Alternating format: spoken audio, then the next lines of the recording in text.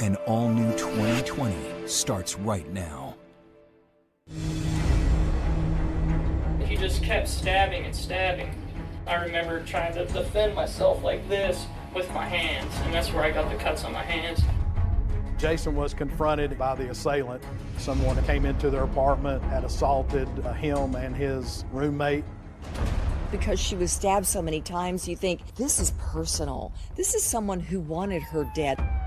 When you go into her apartment, what is the scene like? You could tell that there was a struggle in there. She fought hard. Jonna went door to door trying to get assistance. At one point, I was praying. It wasn't her. They had made a mistake. Now, revisiting the scene of a nightmare. He pushed me back this way, and I fell on the bed like this. I took off, and I ran as fast as I could this way. Did it trouble you that he ran away from the scene to get help instead of trying somehow to help her? He's scared. He wants to get away. So he ran from here over this way to the convenience store. I didn't have anything to do with this. I had something to hide. Why would I take this test?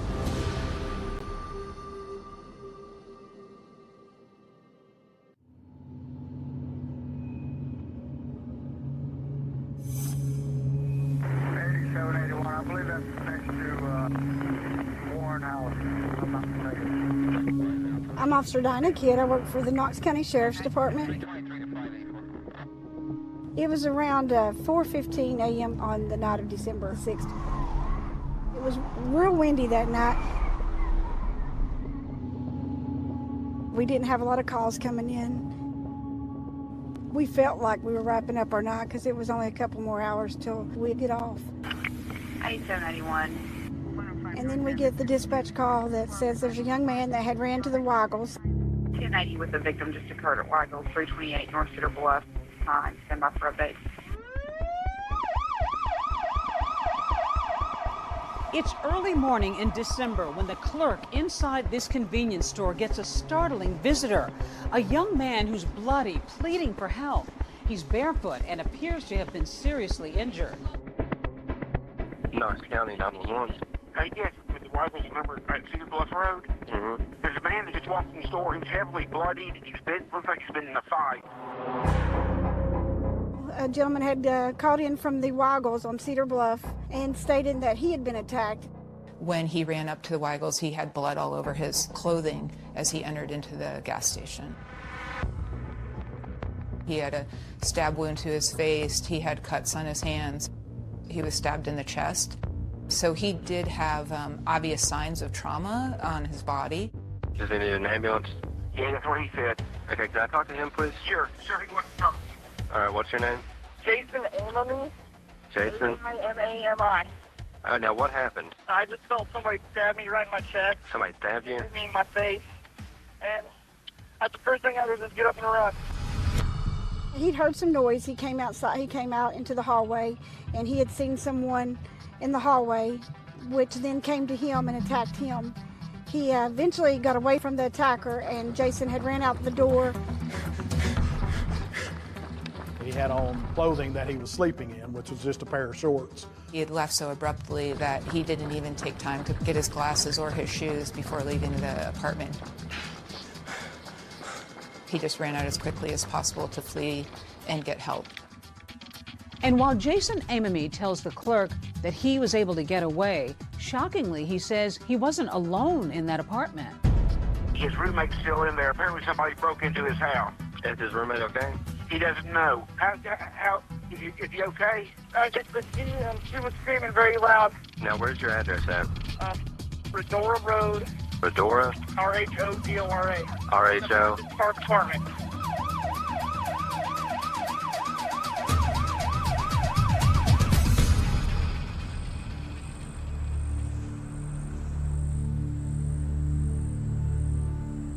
When the call came out, we then went to the apartment complex to check on the girl and kind of see what we could find there.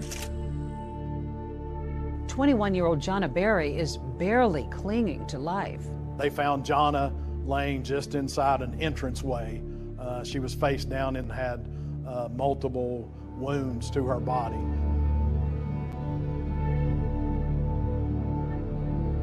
You were one of the first responders here. Yes, ma'am. What do you remember about Jonna Berry? What kind of shape was she in? She was not in good shape. As soon as you opened the door, she was laying in the corridor at the bottom of the steps. Her apartment was at the top of the steps, and she was covered in blood. That it was her hair. She's got beautiful blonde hair, and it stuck with me because at the time I thought she might have red hair because there was so much blood. Just kind of moaning, making a few sounds, but was unable to talk due to her injuries. She did have a very large wound on her neck.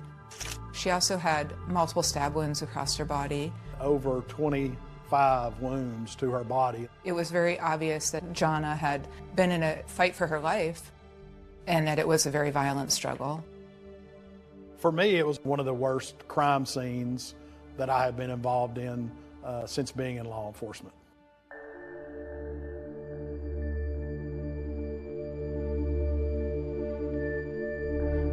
When you go into her apartment, what is the scene like? When we go up the steps and go into the apartment looking for the suspect or anybody else that's injured, the knife was in the floor, and it had blood on it, hair on it, and it was bent. There were 6 units in the apartment building. There was blood on each of the doors within the 6 units. And we could tell from that Jonna was the person who went door to door trying to get assistance. It's 4 o'clock in the morning. It's not the middle of the night, per se.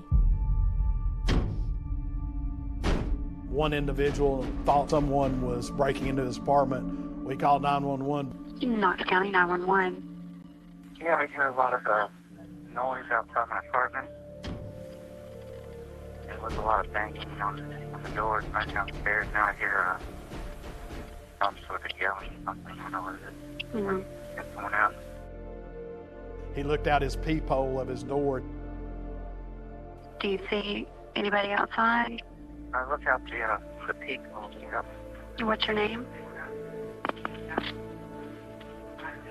Just hang up on me. He didn't see anyone. It's because Jonna was crumpled on the ground below that peephole. Absolutely heartbreaking. Unfortunately, the call dropped and there was no other activity. Everything we had for Brandon Park apartment. Once the residence was cleared and we noticed there's no one else injured in the apartment, we go back down the stairs. I go back to her. So I leaned down and was talking to her, asking her if she knew who done this, if she knew where they went. I was just asking her all kinds of questions, try to help us find out who done this and what had happened. She would move around a little bit, but she couldn't answer me. So by this time, I just kind of held her hand and waited on EMS to arrive.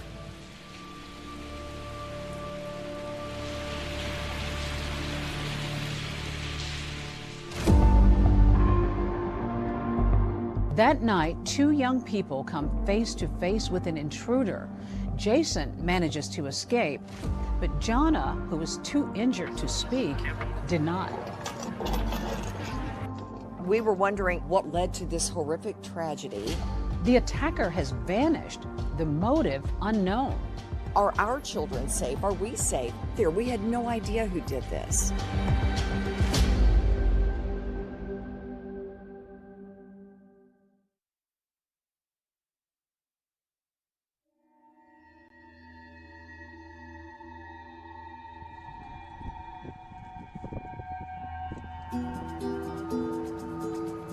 Police launch a full-scale manhunt across the Knoxville community.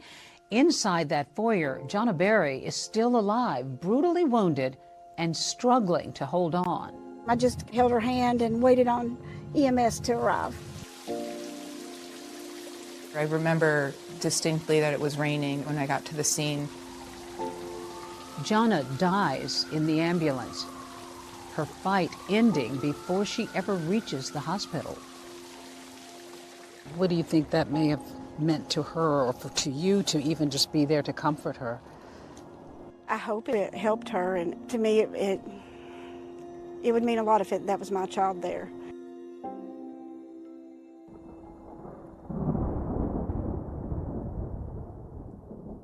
It was 4 a.m. in the morning on December the 6th we got a phone call from Knoxville, UT Hospital. The gentleman on the other end of the phone, he asked to speak to Mike, which was very unusual because nobody called my cell phone and asked to speak with my husband. She handed me the phone, and there was somebody on there said, "Are you Michael Berry?" And I said, "Yes." "Do you have a daughter, Jonna?" And I said, "Yes." Just to let you know, your daughter was murdered. I heard him say, "Jonna's been murdered." At one point, I was praying. It wasn't her. They had made a mistake. Yeah. My youngest son lived here, so I called him and I said, hysterically, "It's Jonna. Something's happened. You need to get to UT." This had to be a nightmare for everybody. It was. It rained all the way. It was like the angels was just crying. It's just something that you never forget. After nearly 4 hours on the road, Jonna's parents finally make it to the hospital. When we got there, my youngest son was in the parking lot. He said, "It's true, Mama, it's Jonna." Did you have any idea what happened at that moment? No. And the boys identified her body, which was very upsetting to me. She was in bad shape. Yes. I wish that I could spare them the heartache and the memory that they'll have forever. Jonna, smile to the camera, girl. Hey! Jonna. Jonna grew up in a tight-knit family in Bristol, Tennessee. Take me back. Tell me what kind of a little child she was. Jonna was a very happy child. She was very ambitious. She did dance and cheerleading. 2 older brothers. She had 2 older brothers. They were very protective of her. You had a beauty salon, and I imagine she was running around. Yes, she would get a manicure. I polished her little nails. She always wanted makeup on and her hair done. She was my best friend. She was your best friend? She was.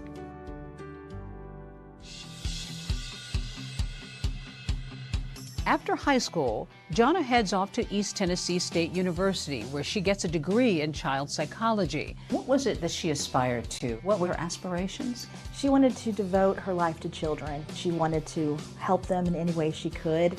As Jonna grows older, her dreams for her future grow bigger, and she meets her fiancé, Jason White. Jonna got engaged when she was 20. Kind of young. It was young, but she knew what she wanted, and she worked hard to get it.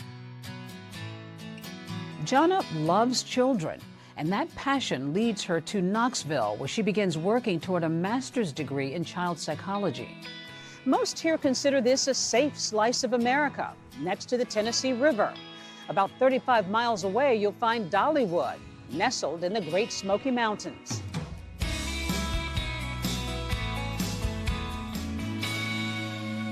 She's going to school, she's moving, about to get a new degree. That's a lot. But she was so ambitious. She was constantly on the move. How does she go about finding a place to live? She was in the process of looking for an apartment, but we hadn't found the exact thing, so she stayed with a friend from college. She rented a bedroom. That friend was Jonna's roommate, Jason Amamy. I'd known Jason for a couple years prior, when she was in college. He was somebody you were familiar with? Yeah, we knew him, and he was a good friend. It was just a temporary thing. Were you at all questioning or concerned about Jason Amamy? Jason was stabbed also, but Jonna's brothers and her dad wondered why Jason didn't help her. And police have their own questions. They sit down for the first of several interviews with Amamy. He was able to explain to us that he woke up in the middle of the night because he heard a scream. Jason knew that Jonna did have nightmares, so at first he assumed that she could have just been having a nightmare. But as he got up, he noticed that there was a male figure backing out of Jana's bedroom. Jason was confronted by the assailant. He was stabbed about 6 to 8 times. At that point, Jason didn't hear any more screams for Jana. He wasn't sure if she had escaped the apartment or not. He just ran out as quickly as possible. You have an initial reaction to any attack, and that's going to be fight, flight, freeze.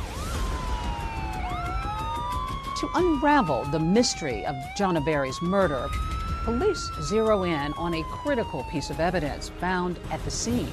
When officers go inside the apartment, they see so much blood, it's everywhere. Then they see a bloody shoe print. A single shoe print soaked in blood. Could this be the clue that unmasks the killer?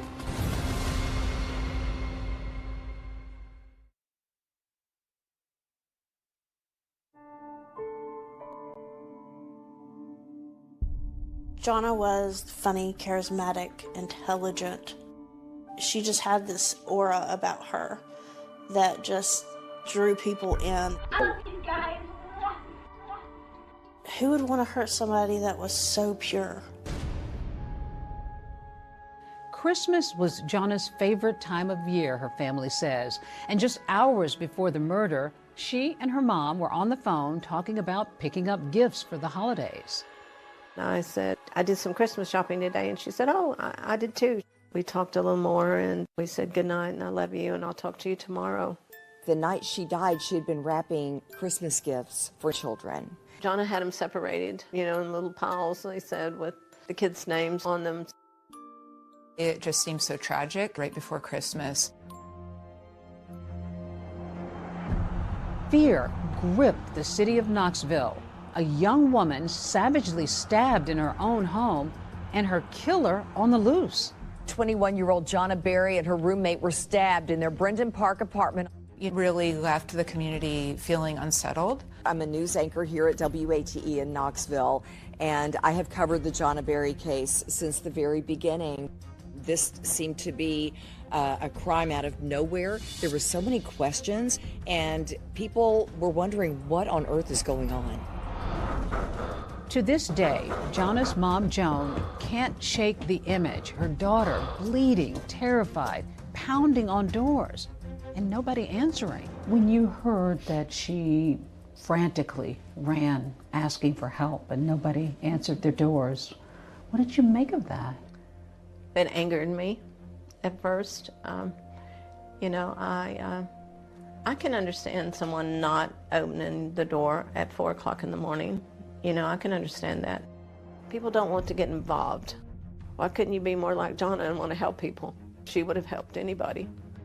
Some of the folks in the apartment complex possibly could not have heard the knock on the door due to it being in the middle of the night and the bedroom being located so far away from the front door. Some people, we learned, were not at home.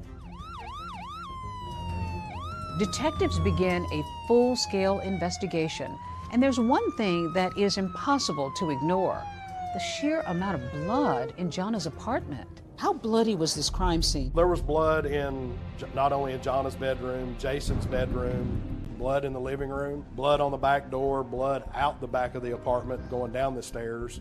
Blood is on the doorknob, blood is on the floor, blood is on the door. Looked like there had been some type of fight in Jana's bedroom. This had been a struggle. Yes, you could tell that there was a struggle in there. You could tell that she fought hard. Numerous samples of blood were taken from the crime scene. The blood samples were sent to the TBI for analysis. This is the exit that the perpetrator took the night of the crime. We can see that this door is ajar. There's no evidence of a forcible break-in. Detectives wanted to find out was how the person got into the apartment without no forced entry being there. Was the door left unlocked? Did they have a key? Were they let in?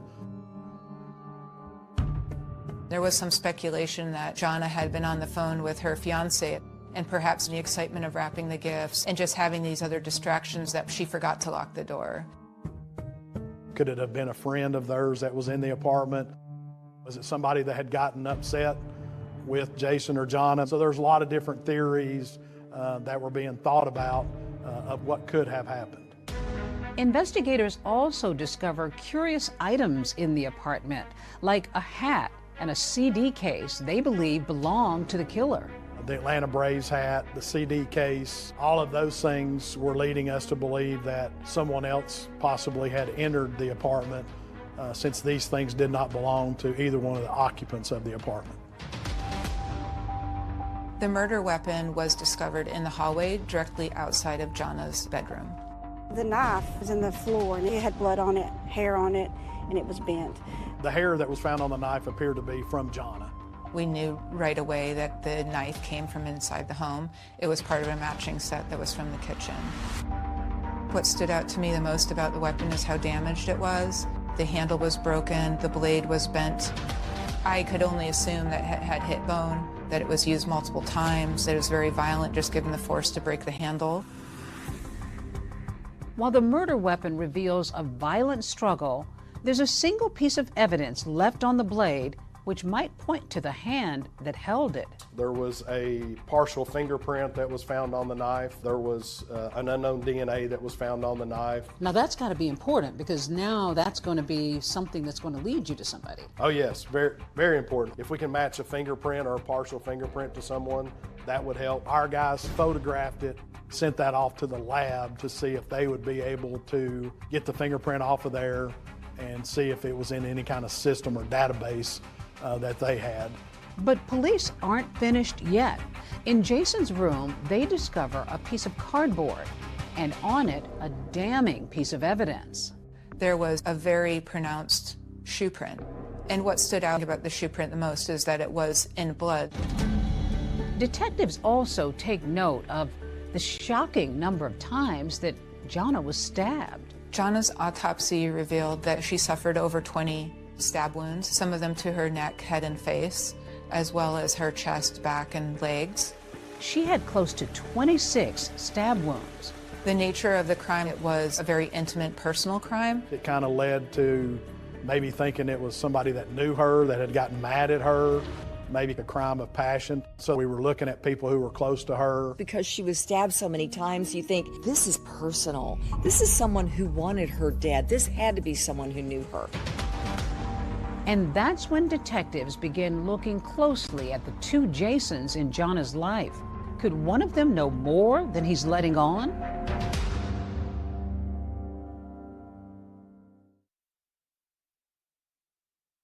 Or knew where she lived. Jana also worked part-time at a jewelry store in the Westtown Mall, and detectives learned that she had some concerns about a suspicious car. When she left the mall one night, there was a car circling the parking lot. She thought maybe somebody that she had spoken to in the store where she worked maybe was following her. We looked at surveillance video, never did come up with anything from the mall. As far as the hospital goes, that was sort of a dead end. It never produced any kind of information either. Jana had no enemies. You know, nobody ever expressed being angry with her, or she never had any trouble with anybody. We had no earthly idea of who could have done this. We really focused mostly on her closest circle. The first people that we wanted to clear from Jana's murder were Jason, the roommate, and Jason, her fiance at the time. The violent nature of the attack, the numerosity of the wounds, all hinted towards some sort of personal relationship that she may have had with somebody. Joan Berry says her daughter met Jason White at a party when they were both students at East Tennessee State University, and the romance moved quickly. We're very fond of Jason. She got engaged at Christmas, and she couldn't wait to show me her ring. She wanted more than anything to be his wife and be a mom and raise a child with him and have them grow old together. She was so excited to marry him. After graduation, Jason moves to Michigan to get his law degree, while Jana moves to Knoxville to continue her studies. He was in Michigan, and every night she would go to sleep with them talking. And then when she would go to sleep is when he would hang up. In speaking with Jason White, he had explained to us that he talked to Jonna that night. Detectives learned through his cell phone records that his cell phone appeared to be in Michigan the entire time. No, there was no suspicions in my mind. I had never crossed my mind that Jason White ever did that. Very quickly within the investigation, Jason White was cleared as a suspect. Police are also interested in talking to the other Jason in Jonna's life, her roommate, Jason Amami. So, how are you doing? I am doing good. Police interview Jason the day after he gets out of the hospital, where he was treated for wounds to his chest, face, and hands. Once Jonna's fiance was ruled out, all eyes went to her roommate. And one of the first questions investigators asked him was, do you have a romantic interest in Jonna? As far as your relationship with Jonna, how long have you known her? I've known her for probably at least over 5 years. Okay. Did you guys ever date? No. Never? No. I was living in Knoxville and she needed a place to stay, so I said I'd be happy to let you live with me and it wouldn't be a problem. She's got her fiance. Right. This is another guy. What did you make of the arrangement for her to move in with a guy as a roommate? I was fine with that. I'd known Jason for a couple of years. He was a boyfriend of one of her good friends too, so. And even her fiance, Jason White, he didn't have a problem with it. He tells Detective Delgado that on the night of the attack, he was watching TV when Jonna decides to go to bed. She probably went to sleep about 10:30. I probably went to sleep 12:30 around there. What do you remember after that? I just remember waking up, hearing screams. I looked at my alarm clock. I believe I remember seeing a 4, so probably 4 a.m. sometime. Jason says it's not the first time he's been awakened by Jonna screaming at night. She sleeps very light. She told me when she first moved in, she said, if I wake up and I'm scared or something, just come in and check on me, make sure I'm okay. At first, he assumed that she could have just been having a nightmare. But as he got up and he was leaving his room to enter her bedroom, he noticed that there was a male figure. Next thing I remember is I'm on my bed and he's on top of me. I just remember fighting with him. He punched me in my face. I kept telling him, I was like, what do you want?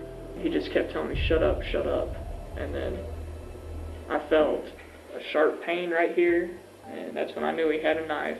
He grabbed the knife to try to get it away from the individual. He kicked the individual in the groin area. The individual went back against the bedroom wall. He saw an opening that he would be able to get out of the bedroom. At that point, he didn't hear any more screams for Jonna. He wasn't sure if she had escaped the apartment or not. But at that point, he just ran out of the apartment as quickly as possible. You ran out of the apartment. Did you take anything with you? I didn't even think about it. What were you wearing? I was wearing blue workout shorts, which I wore to the gym, and a pair of boxers. Okay. And that's all I was wearing. I just ran straight out the door and right across the street. And I was banging on some of the doors at the other complex. Investigators zero in on an important point in Jason's story. He came face to face with his attacker, Jonna's killer. Now, let's just go through what this guy looks like. He's got short hair, kind of like mine. It's like a brownish blonde color. He felt confident that he would be able to identify the person, provide a sketch of what this individual looked like. This is Tom. Tom, this is Jason. Hey, how's it going? Tom's going to help you with the composite.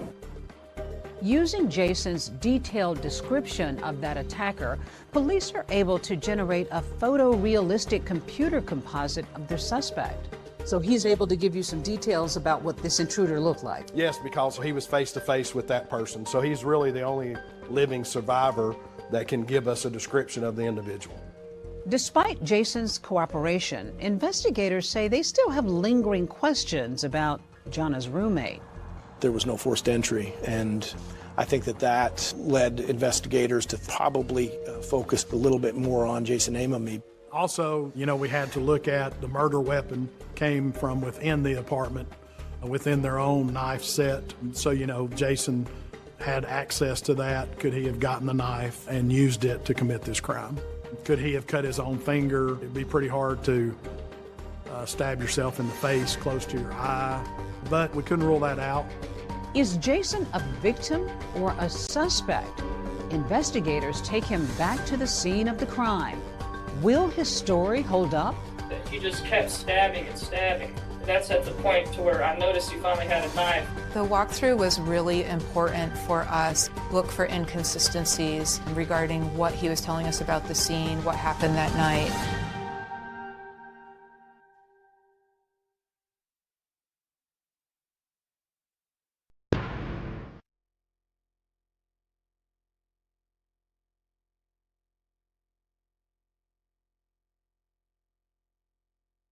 John and I talked about her wedding plans.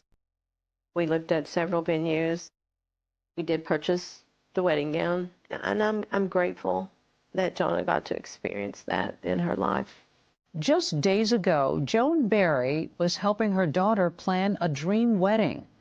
But after Jonna's violent murder, her mom is now planning her daughter's funeral. When we got to the cemetery, it was raining, and Jonna was buried in her engagement ring. She still had some blood around her cuticles and her fingernails. So I cleaned her nails, and that was the last thing I could do for her. She had so many plans for her life, and she was going to live life on her own terms, and that was taken from her, brutally and violently taken from her. Her brother was supposed to play the piano at her wedding. Right. And now he's playing at her funeral. How does a family switch gears like that? You don't have no choice. We had no choice. But there's an unexpected guest at the funeral. Just 48 hours after he was released from the hospital, Jonna's roommate, Jason Amame, attends the funeral. And so do detectives. There was a lot of chatter about the fact that Jason had run from the scene and leaving Jonna there essentially to die. People thought he had to have some kind of role in this because of his actions or inaction. Did it trouble you that he ran away from the scene to get help instead of trying somehow to help her? It did for a while, but you know, now after you have time to process things and really think about it, you know, I thought he was just trying to get out too, you know, because he was attacked. Detectives want an exact picture of what happened inside Jonna and Jason's apartment. With his detailed play-by-play, Jason takes them as close as possible to being in that room when the attack happened. Date is December 9th, 2004. Time is 15:59. We had him look around to see if anything was missing, if anything had been stolen or disrupted. There was an Atlanta Braves baseball cap that was found in Jonna's bed that was not there before, was not owned by Jonna, was not owned by Jason Amame. The partial print on the cardboard, the Atlanta Braves hat, those things were leading us to believe that someone else possibly had entered the apartment. In the sheriff's office video of the walkthrough, you can see that Jason's wounds from the attack are still fresh and visible. Still, he's able to calmly describe the evening's events in great detail. I came home from the gym, and the door was locked. Jonna was sitting right here. The walkthrough was really important for us to watch his body language, listen to him, look for inconsistencies regarding what he was telling us about the scene, what happened that night. He tells police the same story he did in his interview the day of the murder. Jonna went to sleep first, he went to bed around 12:30, and then was awakened around 4 a.m. I heard a scream. I didn't say a word. My door was totally closed to my room. I woke up just from my sleep here, and I remember walking this way. He says he opened his bedroom door, which was closed. He was confronted by someone. And he is right there. And I'm still looking down, and I remember doing this and having him face me and grab me like this. And then he pushed me back this way, and I fell on the bed like this. At first he was confused. He wasn't sure if he was being punched or being stabbed. He just kept stabbing and stabbing. And that's at the point to where I noticed he finally had a knife. I remember trying to defend myself like this with my hands, and that's where I got the cuts on my hands. And Jason described pushing them back towards the wall of the bedroom. That information was corroborated by blood smear on the drywall. Jason says he no longer heard Jonna screaming and didn't know if she had escaped the apartment or not. I took off and I ran as fast as I could this way. He said that when he left the apartment, he had to unlock the front door to get out. And as I ran through here and got the door open, I just ran. I didn't even stop in here. I ran down through here and down these stairs. So Jonna's roommate goes running from this apartment complex. What route did he take? Jonna's apartment is located over this way, so he ran out of the apartment complex. He saw a figure off in the distance. He thought it was the person that was still chasing him or looking for him. Came this way and looked closer at it. And I saw a figure come from behind this little cabana here and kneel down in between one of these bushes here on the other side of the pool. And it was kind of like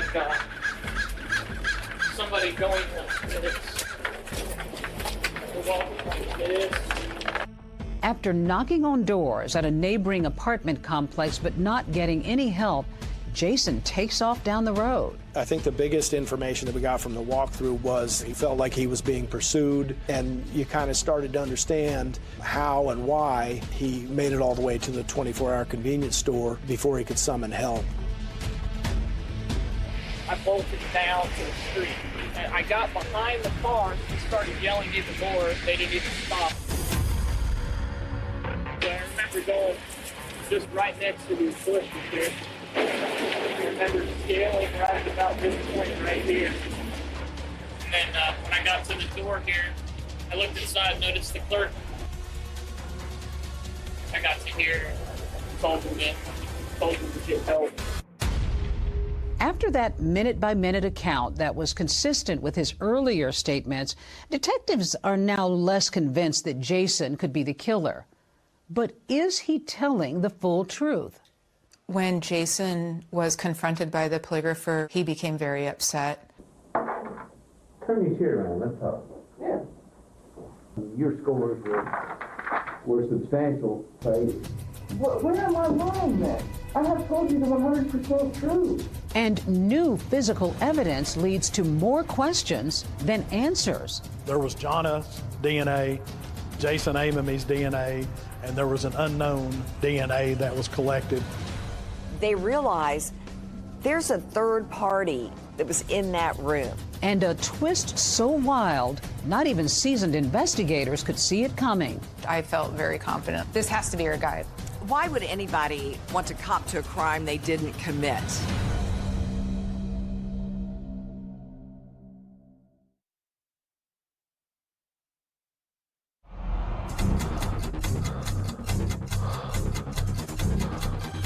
Family still looking to track down a murderer tonight, nearly 3 years after their daughter in UT co-ed is killed in her apartment. What is that like for you as a family to have your daughter murdered and no one arrested for it? That was the only thing on my mind from morning to night. That's all I could think about. When it comes to this mother wanting to find answers, she would stop at nothing. We need to know who did this to Jonna. We need answers. We would follow up with the tips that we would get. Ruling out suspects. All I'm trying to tell is the truth. And I'll give my point, Jason, that you haven't told it to me. I have told you the 100% truth. And seeing what's left.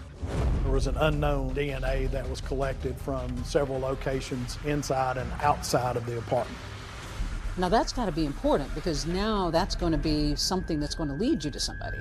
You get the case of Jonna Berry and you're running samples. Give me an idea of how that works. There's no other person, literally no other person in the world, but you that could have left that sample. You know what happened to this girl?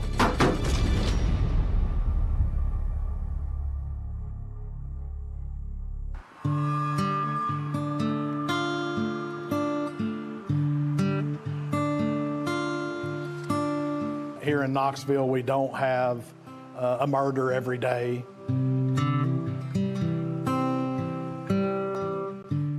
when something like this happened to Jonna Berry, it kind of shook up the neighborhood.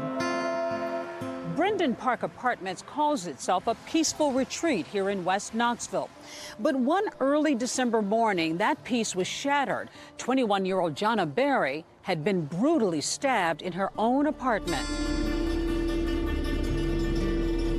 In a million years, I would never have thought that this would have happened to my daughter.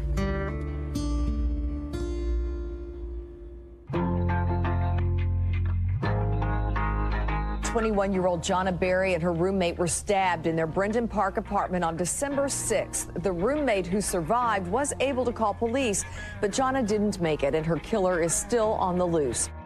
Based on the description that Jason gave us, we had a composite sketch made. This is who sheriff's investigators are trying to identify. He's in his 20s, about 5 feet 8 inches tall, 150 pounds. The thing about the composite, it has some really distinguishing features. Kind of almond-shaped eyes, widow's peak, kind of a blunted nose, but a white male. If you think you have information that could help the case, you're asked to call the sheriff's office. Leads were coming in, but leading nowhere. Meanwhile, Jonna's mom turns her grief into frustration. The weeks go by, no arrest. What is that like for you as a family to have your daughter murdered and no one arrested for it? We called every day. We would call the detectives. There was that feeling that detectives and the sheriff's office weren't doing enough, when in reality they were working this every day. There just weren't any answers. Jonna Berry's family is still upset over a lack of closure. I can tell you that the 2 detectives assigned to the case were running nonstop, chasing down leads, going through tip lines. All of those things were happening, but the end result wasn't there. It was very hard for me not to have an answer for Jonna's parents, and speaking with them on a daily basis, letting them know there's nothing new, there's no more leads. I became so worried that it would become a cold case and we would never get answers. I kept it in the media. I did everything that I could. You turned your grief into action. I did. I did. Yesterday, they were at the track in Bristol. Today, a church in downtown Knoxville. She called me every time she was doing something different. Hey, we're going to put flyers at the cleaners. Can you come? Joan used her own money to put billboards all over town, including a heavily traveled stretch of I-40.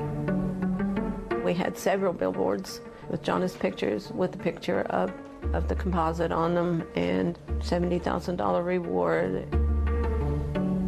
A local grocery store chain had information about seeking help to solve the unsolved murder on their delivery trucks. We handed out flyers. Family and volunteers put flyers on cars in the neighborhoods around through there. I don't think I could ever be as strong as Joan. She wouldn't stop. She digs in and she just goes.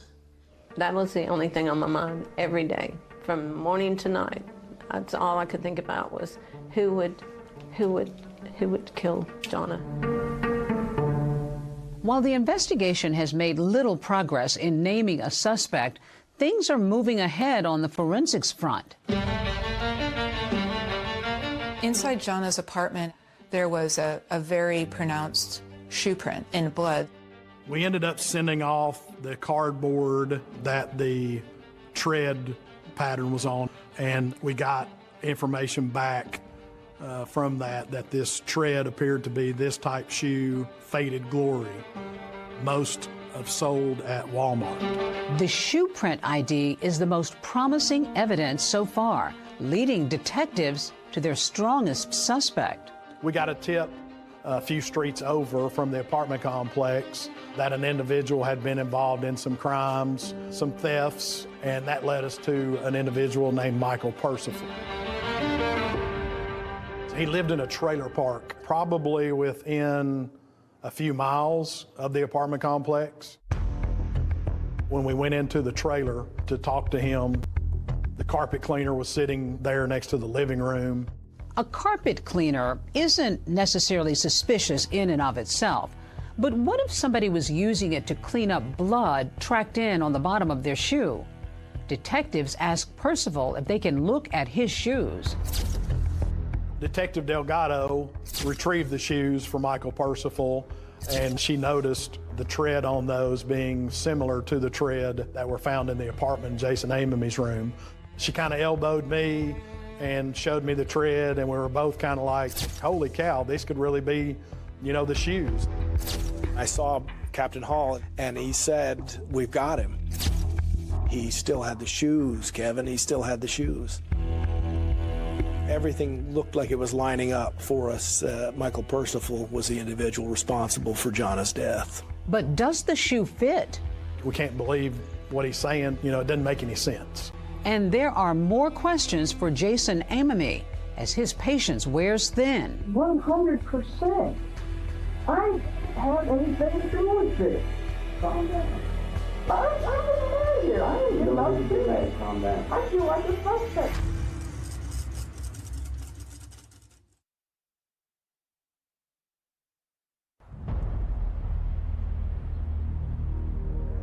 Detectives Hall and Delgado have just gotten a big lead in Jana Berry's murder case. They're led to a 19-year-old named Michael Percival. His shoes appear to match that bloody shoe print left behind at the crime scene. I felt very confident. This has to be our guy. Both of us were kind of big-eyed. It was just like, we've got it solved. We couldn't believe that he kept the shoes. Investigators bring Percival in for an interview. And in a shocking admission, the teenager says he witnessed the murder. When Michael first admitted to being at Jana's house, he explained that this was part of a drug deal gone wrong. He said that he went there with a drug dealer to collect money from Jana and Jason for drugs that they had purchased. He said that he entered the apartment and this individual that he came with was stabbing Jana and Jason inside the apartment.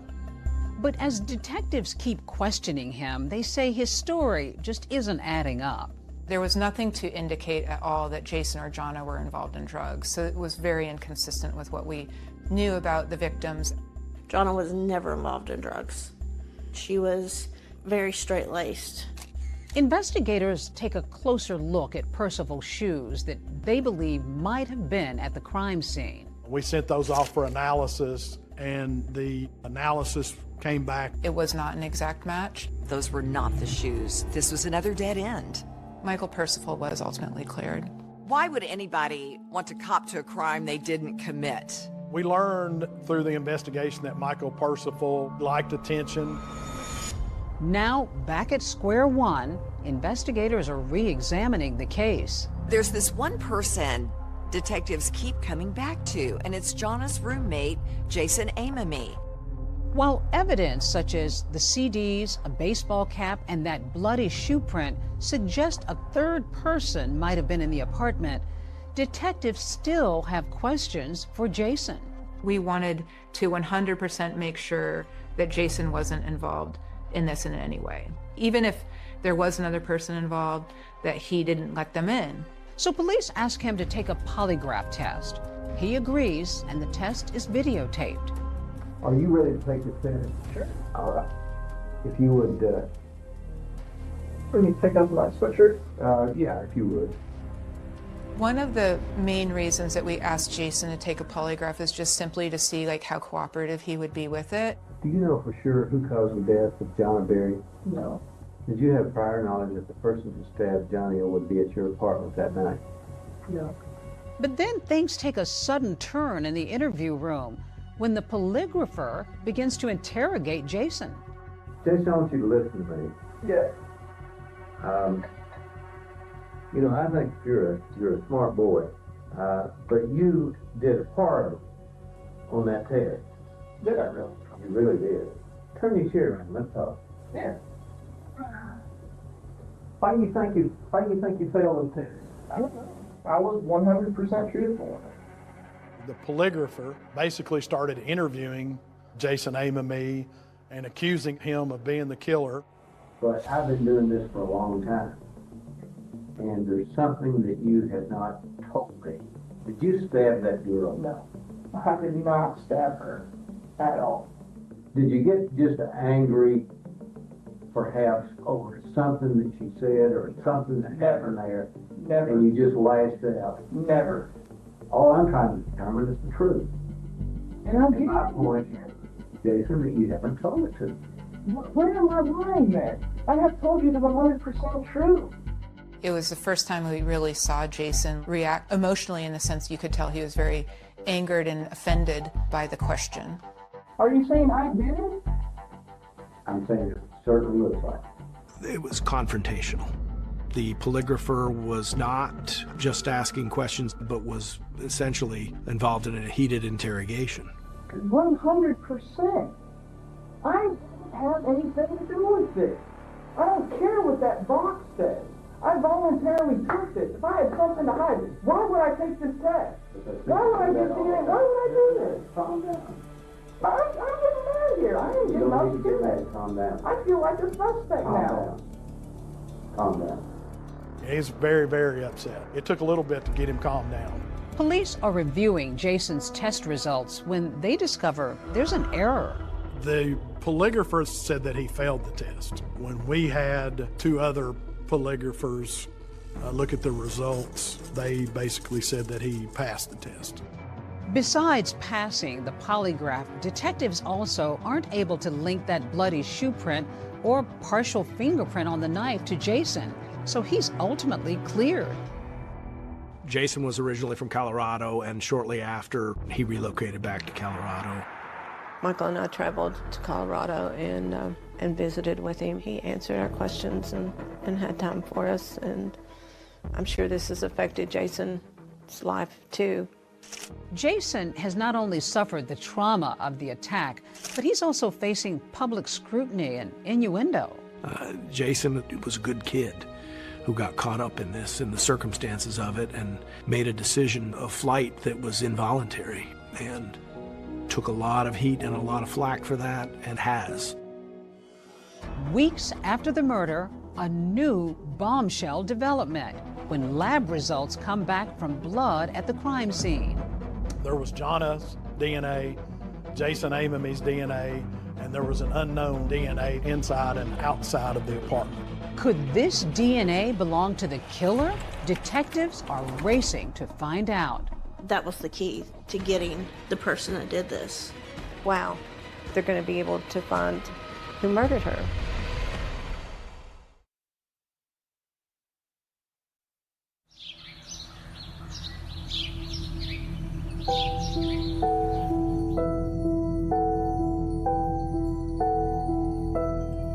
I see memories of Jonna everywhere in the house, right? Yes. These are Jonna's little baby shoes. They rest here? I swear they stay here all the time, yeah.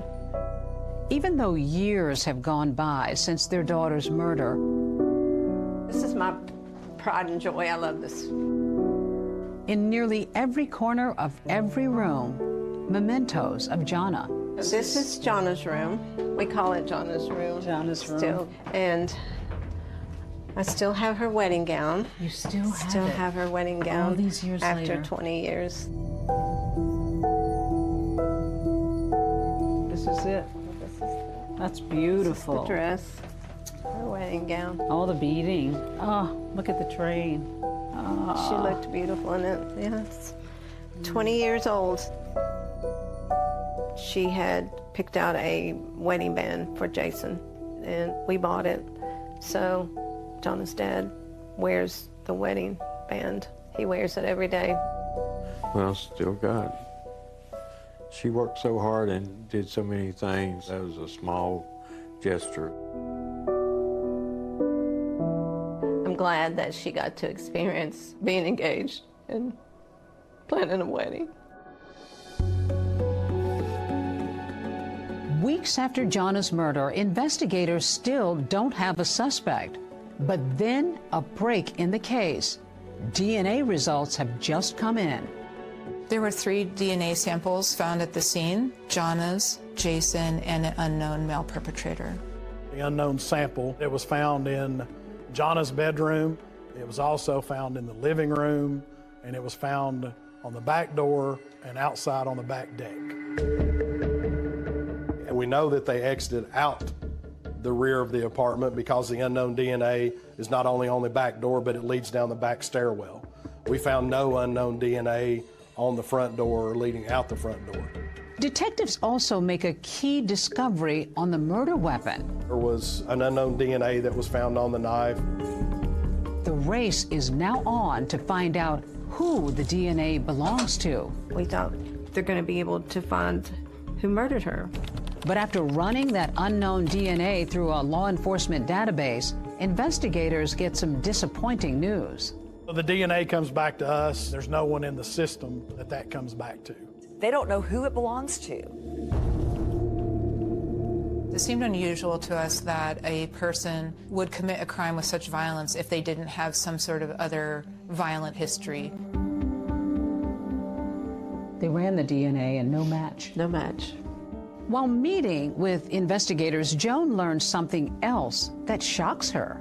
Tennessee doesn't take DNA if you're arrested for a violent crime, only if you're convicted. I was absolutely shocked, and I even said, wow, well, that needs to be changed. And that's exactly what Joan does.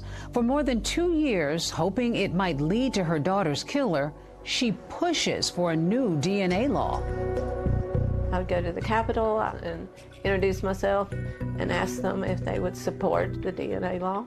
We're talking about any violent crime such as murder, rape, even robbery. Those people arrested would have to submit their DNA. Joan is a fighter, and she rose up like a phoenix. Jonna Berry was her name, and her parents, Joan is sitting in the back of the chamber here with me today, have been on a crusade. Well, a victory today for family and friends of murdered UT student Jonna Berry. I think this is a very important bill for every citizen in the state of Tennessee. You pushed, and you got this law passed in Tennessee. You changed the law. Yes, we did. Jonna's law. It is. It's called the Jonna Berry Act. But ironically, even after changing the law, Joan discovers there's still no match with that unknown DNA in her daughter's case. How did you find the strength to keep pushing?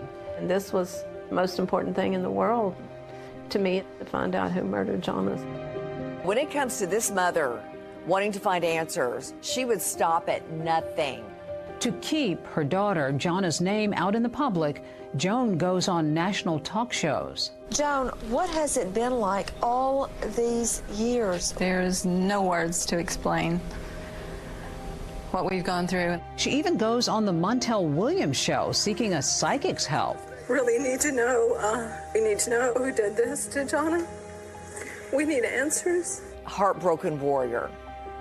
That's who Joan is. That was my prayer always, to have an answer. And I believed in my heart that God would answer my prayers. Even if it took a while? Mm-hmm. And one day he said, "What are you worried about? It's gonna be okay." As the investigation into Jonna's murder went on, it really expanded. Thousands of tips came in. We would follow up with the tips that we would get. Every person that we came in contact with, we asked them to voluntarily commit to a DNA sample. We looked into any person that we possibly could, but it was just dead end after dead end. Then, about 2.5 years after Jonna Berry's death, So in this lab, we actually have dual purpose. a forensic scientist makes a key discovery. I said, oh, wow, this might be something. Our chief of detectives called and said that we all needed to get together. He needed to talk to us. And he's like, get here as soon as you can.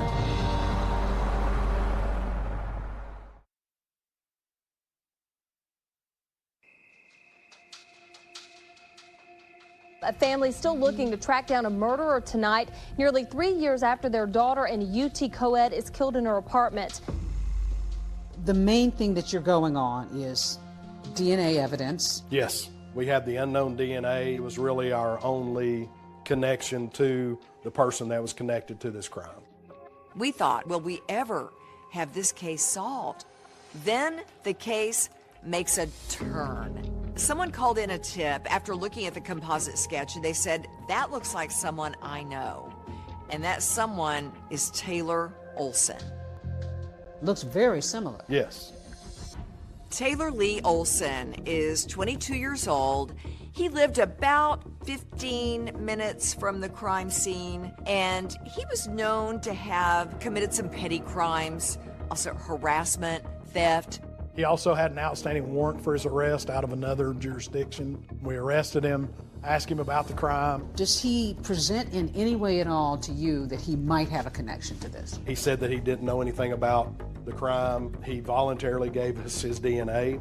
Given that Taylor Olson only had smaller petty crimes, he didn't really fit the profile of who we were looking for. We just thought, hey, this is just another person that looks like the composite sketch. Olson's DNA is then sent to a lab to compare it to the unknown DNA found at the crime scene. It comes back, it is a match to the blood of that unknown person found at the crime scene. So in this lab, we actually have dual Jennifer purpose. Millsaps, the forensic scientist at the lab, made the match. I looked at it a couple times. I wasn't too sure, wanted to make sure that it actually was a match and I hadn't confused something. So we actually ran it twice to verify it. That must have been a big moment. Oh yeah, it was huge. Amazing. Probably one of the happiest moments of my life. We were all very excited, high-fiving each other, celebrating. Gave Brad a big hug or something because we couldn't believe it finally happened. You get a phone call. There's a match. I couldn't believe what I was hearing, so I said, I want to put you on the speakerphone because I wanted Mike to hear too, because I didn't trust what I was hearing. It was the blessing that God had answered my prayer. So when we come back to town, we learn that Taylor Olson has a couple more outstanding warrants for his arrest, a burglary and a theft. At that time, detectives don't have a warrant to arrest him for murder. So we go into mode of looking for him and trying to locate him on those arrest warrants. He was found, ironically, in the mall where Jonna worked, in the parking lot of the mall. He was inside the trunk of a car. He was trying to hide from the officers. So we took him into custody. You had your suspect. We had a suspect. We wanted to give him an opportunity to explain why his DNA or his blood was found there in the crime scene. What's up, Taylor? How you doing, man? Very good. It was very important to us that he didn't have any upfront knowledge that we were going to talk to him about Jonna or the DNA. Do you know why you're here? Pretty much. What for? Guys accused me of breaking into his house and stealing a bunch of steel. Had you ever heard about the Jonna Berry homicide case before? Mm-hmm. So you'd never seen Jonna Berry before? Like, in person? Yeah. No, I've never met her. Detectives decide to confront Olson with the DNA evidence. After I sent your sample off to the TBI lab, they got us a report back. It's a match for your DNA being in Jonna Berry's apartment. Is this a joke? No. Like, I really don't know anything like it. Trust me, it's not a joke. Is there any reason that you can explain your blood being in Jonna Berry's apartment? My blood was in Jonna Berry's apartment. Right. You're serious? Yeah. He was very adamant that he was not there. He denied any involvement. You think killed someone? I'm just talking about the evidence, is what I'm talking about.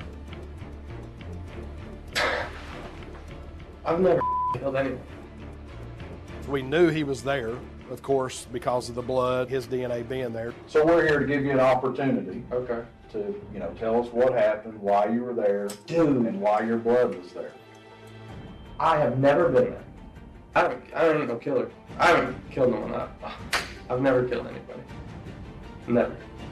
There was no doubt in my mind at that point that this was the person that we'd been looking for. And we have your blood there. So I'm pretty much huh? We're giving you the opportunity to explain. I don't have an explanation. What happened? Finally, we were just like, hey, he's just going to keep going and going with his story, and nothing's ever going to change. It almost seemed like he thought that he was going to get away with it. Olson is questioned 3 days in a row. And on the final day, investigators are about to make a breakthrough. I've been sitting out here in the hallway listening to this that you're talking about, and I'm just about sick of it. Why did you do this to this girl? And finally he said, okay, I was there. I can't believe this happened. You got the knife away from that person, went kind of crazy.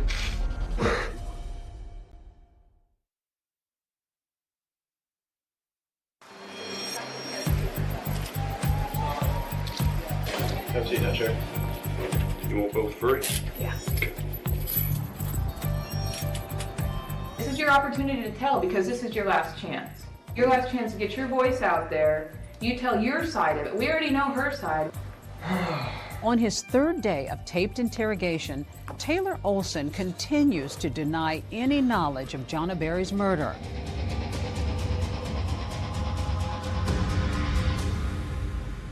Why don't you tell me what happened when you were inside? I don't know. He would just say, I don't have an explanation, don't have an explanation. So finally, you know, we just said, like, enough's enough. Taylor, I've been sitting out here in the hallway listening to this you're talking about, and I'm just about sick of it. You know what happened to this girl? Look at this. You were there. You know what happened to her. We know you were there. The evidence shows you were there. Why did you do this to this girl? Huh? Why'd you do that? And that's when you really saw Taylor change. Like, once he saw the crime scene photo, this is what happened, this is what you did. Like, you need to talk about this. Finally, with evidence of the crime staring him right in the face, Taylor Olson begins sharing his own account of the night of the murder. I just didn't understand what happened. I just Did you thought have I blood? got too Did you drunk. have blood on you? Were you cut? I don't remember if I was cut. Eventually, more details begin trickling in as Olson says he was out that night with a friend named Noah Cox. Me and Noah went out and jacked a CD player out of a car. And we kind of got lost from each other. And someone came out when we were breaking into cars and yelled at us. Ran off. I don't know where the hell he was. Now, wandering around on his own, Olson says he suddenly found himself outside Jonna's apartment.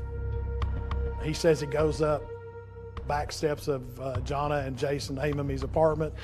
I was looking for some keys. And then someone said, "Who are you?" or "What are you doing?" or something. And I was like, chill out. And then I just heard like a yell, and then I just felt the pain. He goes in Jonna's bedroom. Jonna wakes up. He says they get into a confrontation and she has a knife, stabs him on the arm, fought with her over the knife. She did fight back hard. She fought for her life. That's why the stabbing kept going on and on. You got the knife away from that person and just went kind of crazy? Yeah.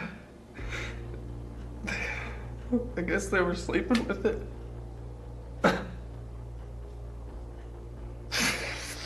I just freaked out. As for Jason Amamy, Olson says he had no idea that another person was in the apartment. I didn't even remember anything about the guy until the news said it was 2 people. I didn't realize everyone got hurt like that. Did you just go in there and things just went wrong? I really don't know her, man. I've never met her. There's no reason for him to select that apartment other than the fact that it was the first apartment he came to that had an open door. And Jonna, according to her mom, was a stickler for locking the door every night. Nobody knows why the door was unlocked on that night. After nearly 3 years of unanswered questions, with investigators looking at people in Jonna's life and complete strangers alike, Olson's confession is startling. And to wind up having a random person, a break-in, nobody who's really connected to her, that's not common, is it? No, not really. It wasn't. It was a surprise to us, and I think everybody else was kind of surprised too. Now that Knox County detectives know Taylor Olson's full story, he prepares to tell his mom and sister the truth. Would you rather talk to your mom on the telephone, or would you rather talk to her in person? I'd like to see her. She really is being a mom. You kind of have to feel for her. What's going on? What has my son done? What happened, Tay? The truth. Taylor, I love you. It was an accident. Are you sure, Taylor? Taylor, I need to know. It's okay. I want to know the truth, okay? I can tell you. Okay. You'd rather have an attorney, that's okay, too. Did they offer you one? Yeah. When did you tell him the truth? How did that come about? Because my blood's on the knife, and my blood's like in Then the why did back they door. let you go? Did they get the DNA back? Okay, and it matches? Taylor, okay. Listen, I'm gonna help you. I want to make sure that this is for real and that you did it. No, I don't know. And at that point, you feel their brokenness over this horrific crime. Taylor, I want you to know something. I want you to start praying because there is a God. Do you hear? And He loves you and will forgive if this is true. I'm so sorry, Mom. After coming clean to his family, Olson now faces the press. Did you mean to kill her? Why'd you do it? Was it an accident? But you stabbed her 26 times. And his look was one of complete surprise, shock, baffled. He told reporters it was an accident. How's that an accident? Accidents happen one time, not 20 plus. No, that angered me that it was an accident. Well, after 33 months of wondering and waiting, Jonna Berry's parents finally came face to face with the man charged with killing their daughter. 22-year-old Taylor Olson, he's facing 7 counts, including first-degree murder. But just as Taylor Olson is about to go on trial, he does something that utterly rocks everyone involved in the case. You finally are getting to court, and then you get shocking news.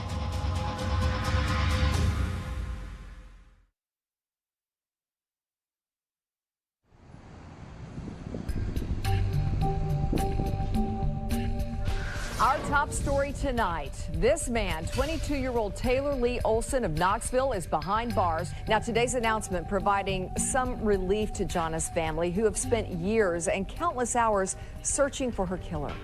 What was that like for you to see him and to come face to face with him in court? You look at that person and it's like, I know you're not supposed to hate anybody, but I hated him. Cameras were not allowed inside the courtroom for today's hearing, but inside, 22-year-old Taylor Lee Olson did not enter a plea when he was arraigned. Olson faces a 7-count indictment, including 3 counts of felony murder and 1 count of first-degree murder. They're planning for a trial, and then we get word Taylor Lee Olson is dead. He hanged himself in his jail cell. I got a call the Monday after Easter that he had been found in his jail cell, that he had fashioned a ligature with sheets. You finally are getting to court, and then you get shocking news. He's taken his life. When I got the news, I became very upset. I even cried. What were the tears for? Just tears of relief, because we don't have to fight the system. But Joan Berry wants confirmation with her own eyes that her daughter's killer is really gone. I called the DA's office and I said, I know you probably think I'm just a crazy old woman, but I want to see him dead, just the way I had to look at my daughter, dead. Joan and Mike wanted that. We met in the conference room in the district attorney's office and showed them photographs of Olson's autopsy. To some people it might sound cruel, but I think it gave me some closure. I think that the Berrys needed to see the photos of Taylor Olson because they were deprived of the right of a trial. Though there's no trial, the case isn't exactly over, because in writings left behind in his jail cell, Taylor Olson tries to argue his innocence from beyond the grave. I read a bunch of letters that said, I didn't do it. Then hung himself. That's a coward's admission of guilt. Olson writes a long note called The Story, where he tries to shift blame by bringing back a familiar name. Taylor Olson said he didn't do it and that Noah Cox, his friend, is the one who committed the crime. Noah Cox was the individual that Taylor said he was with when they were breaking into vehicles and were separated. In an audio recording with investigators, Noah Cox denies breaking into cars with Olson that night, and he's adamant that he was never in Jonna Berry's apartment. Mr. Cox, were you present in the apartment when Jonna Berry was murdered? No, sir. The whole story just really doesn't make sense. We had talked to Noah Cox. He had submitted to a DNA sample. His DNA didn't come back as a match to the unknown sample. There was no evidence showing that Noah Cox was ever in that apartment. There's no other blood samples, fingerprints, nothing to indicate that anyone but Taylor was there. Taylor Olson's partial fingerprint was ultimately found on the murder weapon. Was there any part of you that felt any sadness for the outcome? Sad for his family. Two families' lives have been ruined, you know, painfully. I'll never see my daughter again. Now they'll never see their son again. Through their pain, Joan and Mike Berry stay busy, focusing on the laws they've changed and all the victims they've helped. And now here we are at the TBI, where there is big change. There is change. There's now a memorial to Jonna at the Tennessee Bureau of Investigation's Knoxville DNA lab. Long after we're gone, she'll still be helping others. To be able to have made that kind of change in a state law, that must be gratifying, even in the midst of your heartbreak. It is very gratifying, but it's also sad that this had to happen to my daughter. And when Joan and Mike aren't tirelessly fighting for victims' rights, every senator vote on the bill. Every senator vote has every senator voted. You do remember that one? August the 26th or 21st birthday. they take time to savor the bright, wonderful memories their daughter left behind, including a note written to each of them on her high school graduation day. I still have the letter, so I'd like to read it to you, and it says, "Dear Mom, I want to thank you for being my mom. You have always been the one I could turn to, no matter what. The only true friend that I've ever had. I only hope that someday that I'll be a mom as good as you are. I hope that I have made you proud, and I hope I will continue to make you proud in the future. I love you, your daughter, Jonna." I love you guys. She loved life. You know, I can still see her in her little red convertible with the top down and her ponytail blowing in the wind. Jonna, smile to the camera, girl. Hey. Jonna's dead, but she's not dead in my heart. I plant flowers in her memory. Sometimes I'm outside, I think butterflies remind me of her. So she's still with you? She is.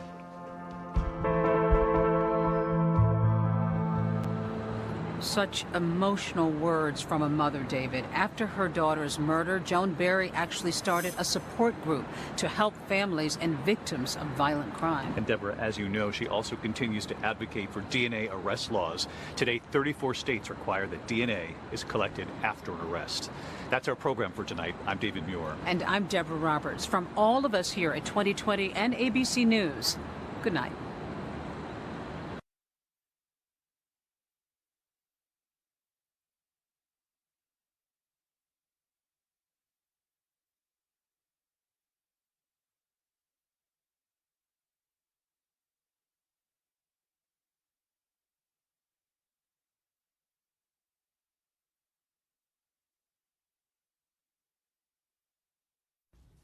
Tonight, a red-hot court case from this summer, the so-called Black Swan. Was it murder or was it self-defense? David, I have the exclusive interview with the ballerina at the center of it all. Not on stage, but on trial for murder. An all-new 2020 begins right now. I was living a nightmare at home. It was terrifying. It was like two different people, and I never knew which Doug I was gonna get. You're 24, he's 54. Were you worried about her connecting with this guy who's so much older?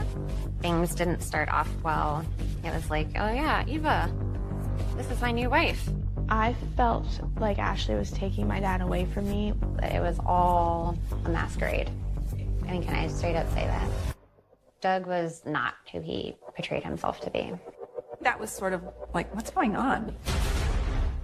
So you're thinking that your husband, the man who loved you and seemed to adore you, would poison you?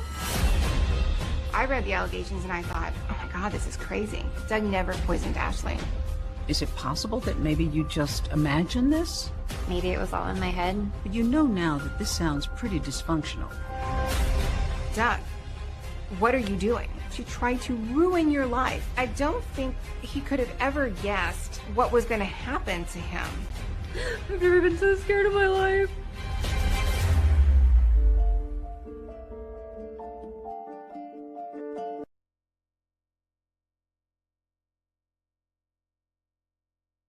Growing up, Ashley Benefield wanted nothing more than to become a world-class ballerina.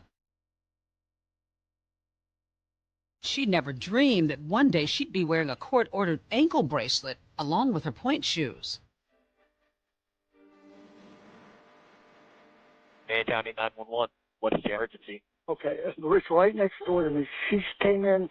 She was quite hysterical. She said that he attacked her, and she shot him. Where is the gun? I have it right here, ma'am. It's sitting on the floor. Where in the house is he? Deputies are moving as fast as they can.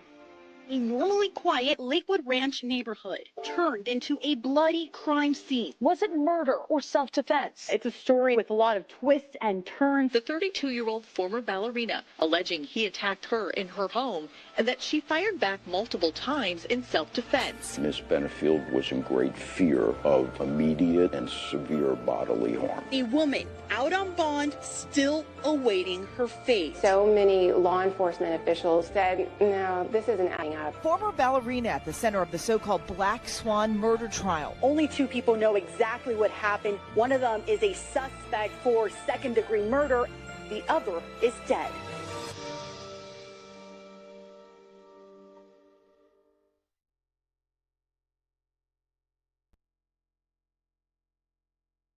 Until now, Ashley has remained silent about the night of the shooting, about what happened in that house in this Florida community. But tonight, in her first interview, Ashley Benefield tells her story. Is he rolling? Hey there. Your first time doing this, so here we go. Let's go back to your life in the beginning. You wanted to be a ballet dancer? Yeah, actually, I started when I was 8. A family member was dancing on Broadway, and I was very inspired by her and what she was doing. And what was it about ballet that captivated you? It's complex. It's something that is beautiful and powerful, but at the same time, there's a lot of control, and you have to be reserved. I think it's just the kind of dynamic of all of the things combined. Ashley grew up in Maryland as an only child. Her mom, Alicia Byers, says they had a special bond. Your marriage dissolved, you split up with her father, and you raised her as a single mom. Mm-hmm. What was that like for the two of you? At first it was an adjustment, but, we did well. We're very close. She was blessed with a lot of talents. And so it was a real joy raising her. And at some point she becomes smitten with ballet. Very, yes. She got to the point where she did it 7 days a week. I was training during the day, all day. It was an everyday, all day thing. She soon learns that it takes more than ability alone to make it as a professional dancer. Ashley's 5'9" and considered by most ballet companies to be too tall. something no amount of training can overcome. There are height ranges in companies. A lot of that is because of partnering and complications that can arise if you're not well matched height-wise. The ballet world tends to be kind of cookie cutter. It was hard finding a good fit for a company. With her height and then a hamstring injury holding her back, Ashley decides to hang up her point shoes in her early 20s. You begin to shift your focus a little bit. In 2016, you became captivated by politics. What led you to the Trump campaign? Well, I'd actually always been interested in politics. I wasn't looking for it. The opportunity came up, and I was just finishing up with one chapter of my life, and it seemed like the right thing to do, so I jumped in. Ashley's job for the Trump campaign was to go to rallies, and she would rile up the crowd, pray with the crowd. You could actually see videos of her online. She thought she was going to be part of the Trump team. In her diary entries from this time, Ashley says she felt a special bond with candidate Trump. She writes, "We got to the plane early and waited for Mr. Trump to arrive." Ashley writes about her hopes for her future. She writes kind of a plea to God. "I want to be a wife and mother. Please bring me to that special man you've chosen for me." Ashley wanted children. She wanted a family. She prayed that God would bring her a man to be with her. She made it clear in the diary what her plan was. In August of 2016, in the thick of the campaign, her prayers seemed to be answered while attending a fundraiser at Dr. Ben Carson's home in Palm Beach, Florida. At some point, you meet a man named Doug Benefield. Yes. What did you think of him? He was charming. Very funny, really smart, confident, but quiet. We were there for political reasons, but then also he was a man of faith, shared similar interests. Those common interests included politics, God, and guns. First night that Doug and Ashley met, Ashley had a gun in her bra. Doug, who has a military background, he thought, wow, look at this girl. Like, she's strong and she's powerful and she's, not afraid of weapons, and everything about her was just great. He nicknamed you Ashley Oakley. Yeah, we both had very strong opinions about the Second Amendment. That was something we bonded over. I had a concealed carry permit. You wanted to be a responsible gun owner. We talked the whole night. When the evening was over and everyone was leaving, we were texting and up till 3 o'clock in the morning. It just seemed like I had met my soulmate. We were like the perfect match. He kind of swept me off my feet. It was like a whirlwind. I think it was about 4 days in when he first told me he loved me. 4 days? That's pretty quick. Yeah, it was quick. Something else Ashley says didn't bother her was the couple's significant age difference. You're 24, he's 54. Yeah. You're a young woman. Suddenly you're being romanced by this 54-year-old man. Did anybody in your life say, slow down, Ashley? No, it just kind of happened. But the bliss wouldn't last. Ashley learns that the man she's falling for has been married before. Nothing was adding up. The more I tried to figure things out, the more the story changed. And she says she begins uncovering secrets, leading her to wonder just who Doug Benefield really is.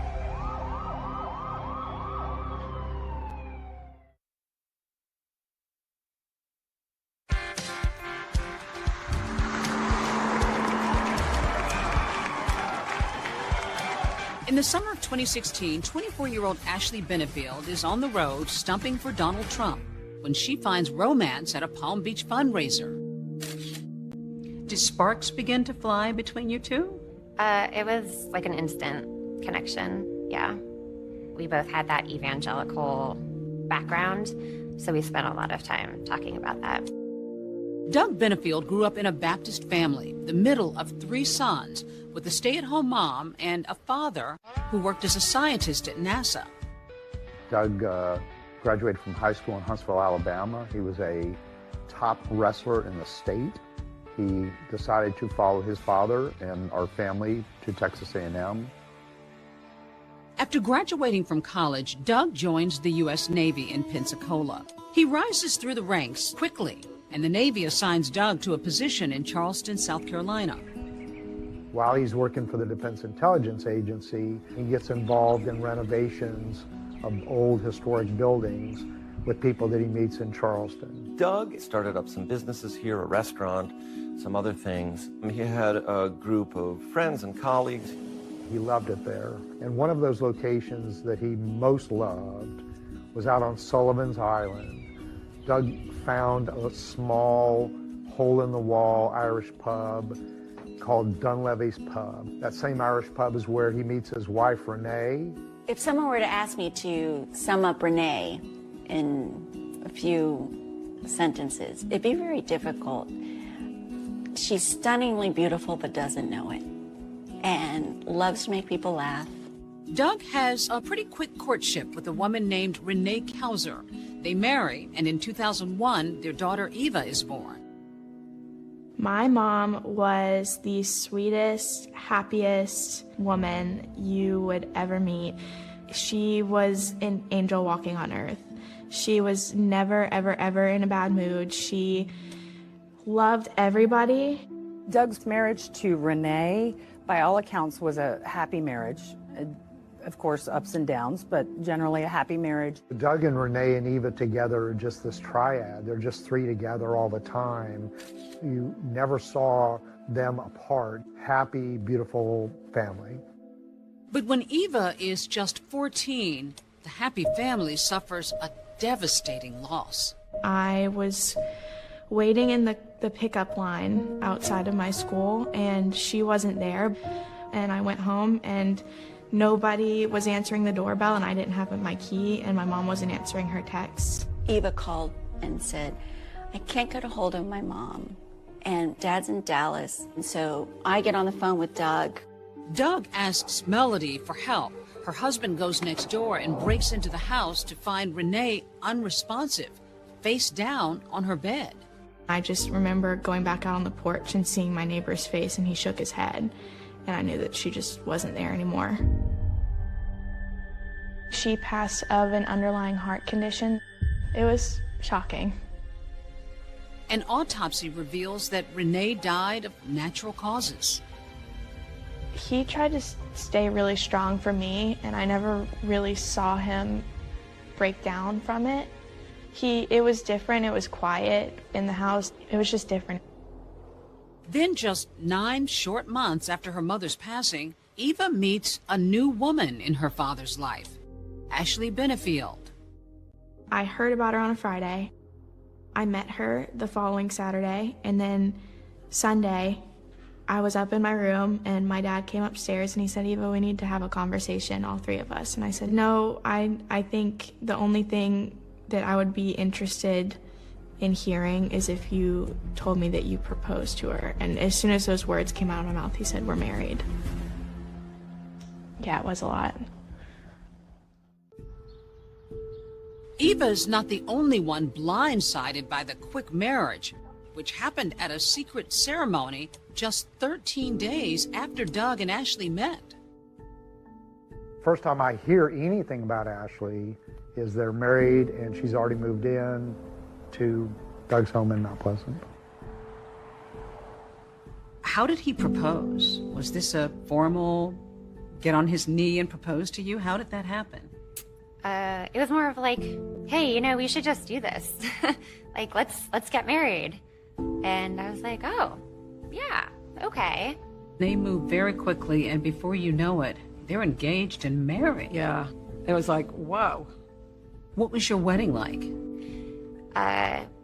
It was small. It was just me and Doug and 2 of his friends. So suddenly you're Mrs. Benefield. Yep. Were you happy? I was thrilled. Yeah, I felt like I had finally met my soulmate. I think a lot of it had to do with Eva. He really sold me on the fact that she needed a mommy person to be there. And I guess I felt needed and wanted. But Eva, still grieving the loss of her mom, says she neither wanted nor needed a stepmom, especially one so close to her in age. The age difference between me and Ashley is 8 years. Anytime I hung out with her and we were shopping downtown, we would get mistaken as sisters. How did you get along with Eva? I think things didn't start off well because she didn't really find out until after we were married. It was like, oh yeah, Eva, this is my new wife. And it didn't go over well. I will just say this, he messed up. He messed up by jumping in to a relationship and not inviting his daughter into it. That was, I think, a huge mistake. My dad seemed very excited and happy, and I also understood that he was grieving differently than me. Ashley and Doug are moving full steam ahead. They don't just want a romantic partnership, they want to be business partners. It seemed like we found something once again that we were both equally passionate about, so we just hit the ground running. But what Ashley and Doug don't realize is that both the romance and the business will soon self-destruct. You can't make promises and not live up to them. Like, what's going on? People were mad. I found out that it was all a masquerade.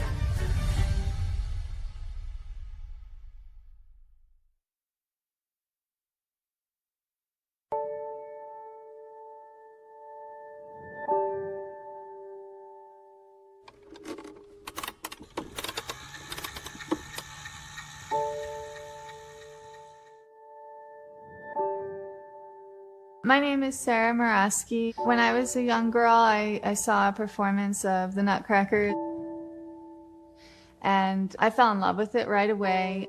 I knew right in that moment that's what I wanted to do with my life. After years of sacrifice and dedication, Sarah finally gets her big break. She's cast in the Pennsylvania Ballet's production of The Nutcracker, in the lead role, the Sugar Plum Fairy. It was like it was a fairy tale in a way. In that moment of my life, it was everything I could have dreamed up. But Sarah says one night backstage, her dream is unexpectedly shattered. She's told that the company is going in another direction. The director took me aside and said, "You're too tall." For me to even think that it was done was unimaginable after sacrificing my whole life for this moment, for this career. It was a few months after that that I received a message online from Ashley Benefield. Ashley says she and Doug were talking one night when they had the idea to start a ballet company that would include all kinds of dancers. I was a tall dancer. I'm just a tall person, I guess. I just been talking about how there were things in the ballet world that I didn't think were right. And that, well, you know, if it was up to me, I would do it differently. And he was like, well, why don't we do it? Ashley called me. We spoke. I remember her saying things like, I want to make a change for ballet. I want ballet to be able to show its beauty in the best way with all different kinds of dancers. The concept was diversity. I trained with beautiful dancers of all shapes, sizes, colors, backgrounds, you name it. And I watched them have a hard time getting a job. I was frustrated by that. You came up with the name for it, American National Ballet. Yep. So he was going to handle the business part, and you would be more creative. Yep. Doug had done a lot of like fundraising for different companies, for a lot of these kind of up and coming tech companies. And I remember him being like, oh, you know, tech companies and ballet, like I'm sure we can, you know, fundraise for both. Doug sat down with me and directly asked me, I want you to work with Ashley. You know what you're doing to help get the basics of the company started. He said they were doing a ballet company, and I'd come home from school and Ashley was in the dining room with headshots laid out, sticky notes everywhere. When I was originally brought in, Ashley had already hired, there were 50 dancers in the company, which surprised me because when you're first starting out, that's an awful lot of money that's going out, and you don't have any money coming in yet. That was sort of like, what's going on? It just seemed like a lot for a company that was starting out and that maybe They were biting off more than they could chew. Even though he doesn't have the backing yet, Doug is convinced that he can raise the money. So dozens of dancers from all over the world flock to American National Ballet with the promise of year-long contracts, state-of-the-art studio facilities, even a housing stipend for apartments in the heart of Charleston. The idea was remarkable. The execution was a little less. It became somewhat apparent fairly quickly that Doug was overpromising and not going to be able to deliver on all of this. In the fall of 2017, the dancers began arriving, only to find that the promised housing stipend isn't available, and the original rehearsal space promised doesn't exist.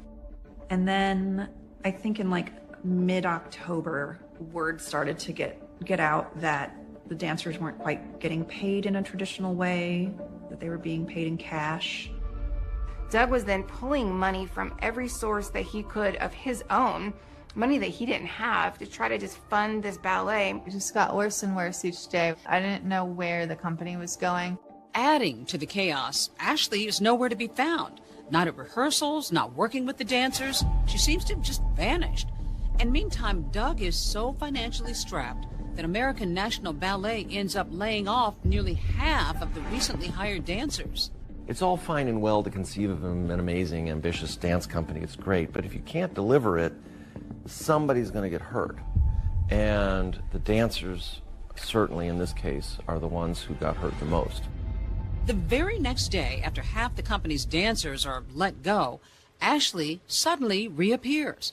Not in person, but in a post on social media, writing in part, "I publicly disavow my support for American National Ballet," and adding, "I'm no longer associated with this organization in any way." I was horrified. I didn't know all of the things that were falling apart behind the scenes. I didn't see it coming. I no longer wanted to be part of it. Ashley left the scene, and then Doug abandoned the scene. He's like, one day he just wasn't there anymore. The organization evaporated. People were mad. People were very angry. Because losing your job in ballet is not like, okay, I'm going to go on Indeed and see what's, who's hiring. You're kind of locked out for the year until the next audition season. American National Ballet has hurt everyone. You can't make promises and not live up to them, because there are people's livelihoods that are involved. There are people's dreams that are involved. Some fault Doug for mismanaging the ballet, and others blame Ashley for disappearing. Ashley's absence from the ballet company was a very significant basis for the failure. She was the face of this company. When she left, the dancers, they didn't have anything. But Ashley says there's a reason she left Charleston and the ballet behind. She claims she had to, that her very life depended on it. He pulled the gun out and started waving it around. I was living a nightmare. It was terrifying. It was like two different people, and I never knew which Doug I was gonna get.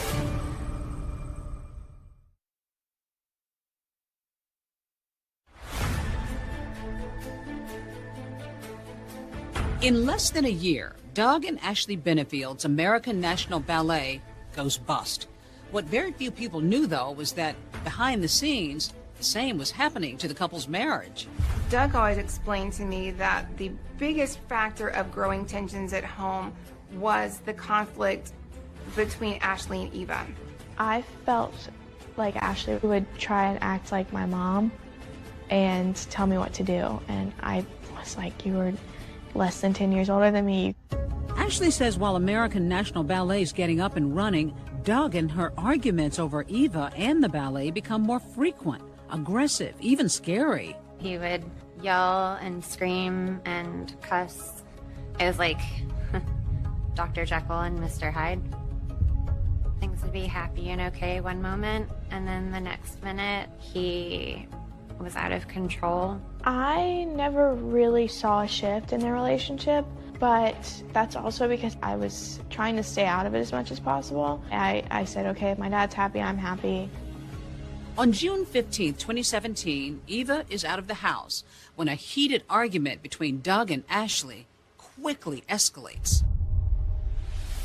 He pulled the gun out and started waving it around. He threw the gun at me. He said that if I left, that he was going to kill himself. I begged him not to. And then he pulled the trigger. And the bullet went into the ceiling. At a legal hearing the couple will later attend, you can hear Doug's own voice as he describes this incident. While he doesn't deny the argument or firing his 9mm, he disputes Ashley's characterization of the fight. You did discharge the gun into the ceiling, correct? Yeah, I did. It was a horrible decision. She says, he then threw the gun at me. That didn't happen, did it? No, I did not throw the gun at her. I just kind of spun in the chair and threw it against the wall. She says, Doug then grabbed the gun again and held it to his own head, threatening to kill myself. Did you do that? No, I did not. Ashley says at another point during that same argument, Doug physically abuses the family dog. He hit Sully. Your dog? Sully got between us and he punched him. At that same 2018 hearing, Doug tells a different version of this story to Ashley's attorney. You also punched the dog the day that you discharged the firearm? He jumped up in my lap. He's a big dog. I admit I hit him. I didn't hit him like you would, hit a punching bag or anything, but I hit him. But yes, I was probably too physical with him. Were you beginning to rethink the marriage? After he shot the gun in the house, that's when I really realized that I had a problem. I didn't know what to do, and I didn't know what was coming next. What comes next for the couple is a bit surprising. A celebration of marriage 9 months after their initial hasty I do's. They had a wedding ceremony right after that. Everyone's smiling. She's smiling. People had already booked their tickets and everyone was coming. And I didn't want them to see that part of my life. I felt like a failure. I didn't know what else to do. Even with their turbulent marriage, Doug and Ashley decide they want to have a child together. In August, you find out you're pregnant. What do you think initially? I was scared. It was supposed to be like a happy thing, but my heart dropped. Like, what am I supposed to do? Here again, Doug's story differs from Ashley's. It wasn't an accident, of course, that she got pregnant. It was planned. Doug had had a vasectomy years ago. Ashley paid with her own credit card for Doug to have a vasectomy reversal, and they then started to try to get pregnant. One thing both sides do agree on, Ashley had a difficult pregnancy. It was rough. Morning sickness? Yeah, and it wasn't even morning sickness. It was like around the clock sickness. I couldn't eat. He couldn't take care of me. And he drove me down to Florida and dropped me off at my mom's house. Doug's life is a whirlwind. He's got his hands full in Charleston with the ballet company and raising his teen daughter, Eva. And he's spending his free time driving to Florida to be with Ashley. The two are in constant communication. Doug was driving back and forth to take care of his family, spread it across these two states. And he had to also be back in Charleston because on September 18th, this was going to be the big launch of the American National Ballet. Ashley was not going to be able to be present for the launch, supposedly because she was so sick.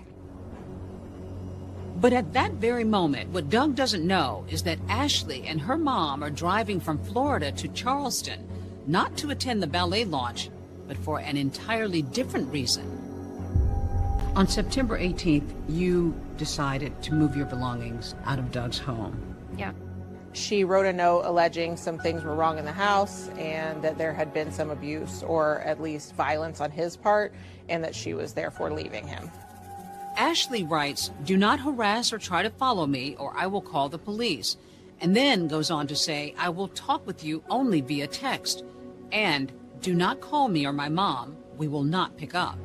He was completely stunned. He had no idea Ashley was leaving him.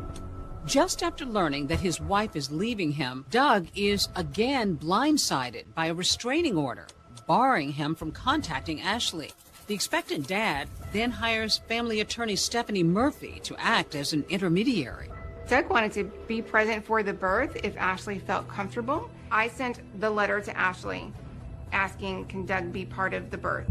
But Murphy says shortly after sending that letter, Ashley gives birth to a baby girl named Emerson, 3 weeks before her due date. Did you tell Doug? No, there was a restraining order, so I couldn't legally have contact with him. But he's the father of the child. Yeah. Yep. Did you intend for him to find out? I mean, I knew he would eventually. Doug didn't know that Ashley had given birth. He learned through an injunction that she filed that the child had been born, and that was several weeks after the child had been born. Doug's not on the birth certificate. She didn't even give Doug the respect of naming his daughter Benefield. She gave the baby's last name as her grandfather's name. He was devastated. He was devastated that he missed the birth of his child and that he was not able to see her. But Ashley says she was only doing what any mother would do. She believed that Doug was a danger, not only to her, but to her newborn daughter, too. At first, I attributed it to morning sickness, but I started to wonder if there was more to it. Every morning he would make sure she drank the tea. Why? Why was that so important that she drink the tea?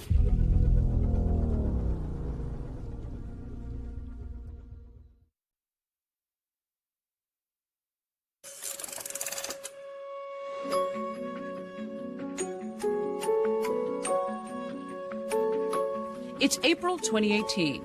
Ashley Benefield is a new mom, changing diapers, nursing her infant daughter. And at the same time, she's filing court papers seeking a protection order against her husband and the father of her baby, Doug Benefield. So it would just basically put up a wall between Ashley and Doug. It's not just that incident with the gun and the dog. Medical records suggest that she was in good health. Still, she says she had a growing suspicion that the terrible morning sickness she had wasn't just a routine part of her pregnancy. She wondered whether she was being poisoned by Doug. It seemed like crazy and far-fetched, but I realized that the tea that he had been giving me, if I didn't drink it, he would get really mad at me. And I started to wonder if he was doing something to the tea. She started telling me every morning he would make sure she drank the tea. Why? Why was that so important that she drink the tea? I did some toxicology testing through hair testing. And what did it reveal? That I had been poisoned.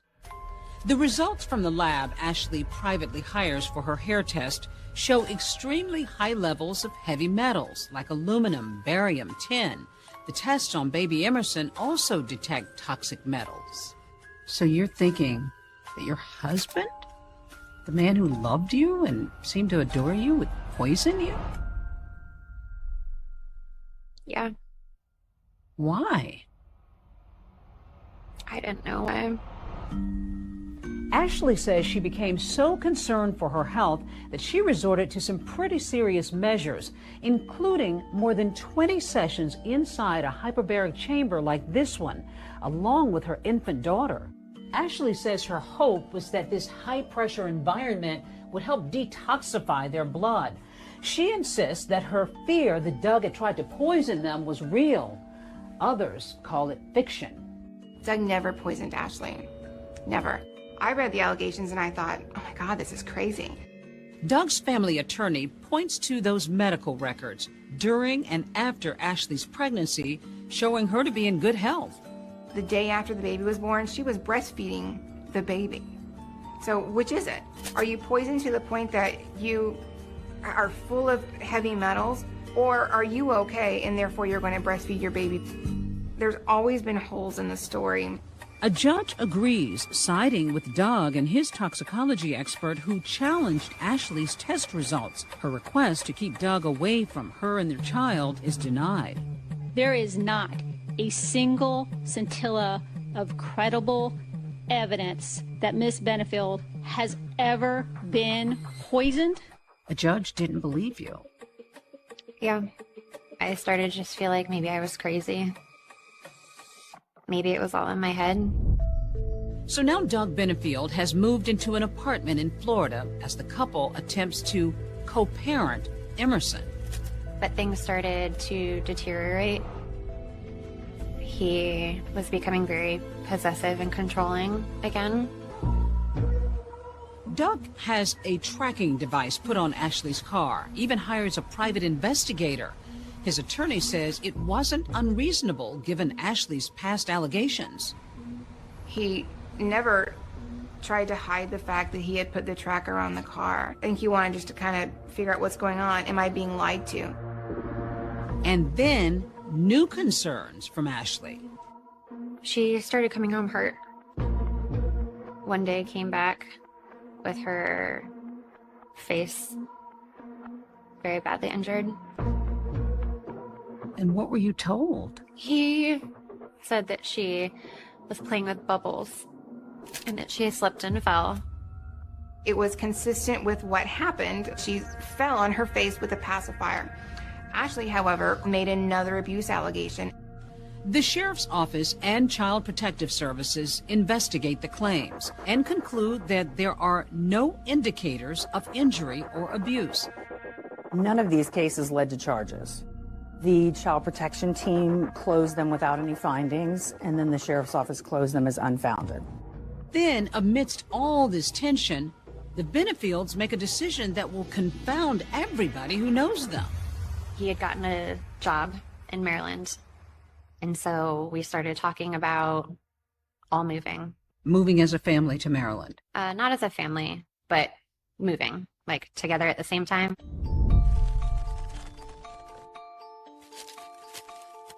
I was just stunned.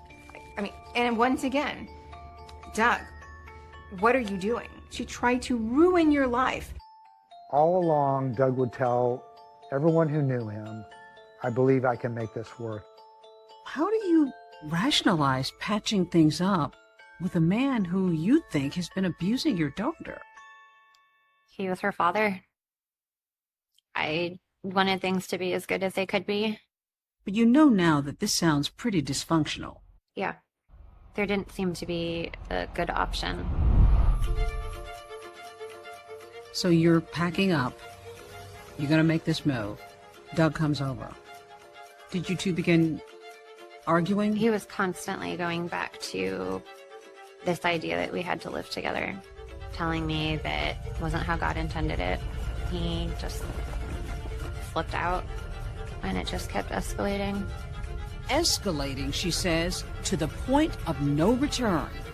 When you take a good man and a woman who's manipulative at her professional level, he's not ever going to play chess with her and win.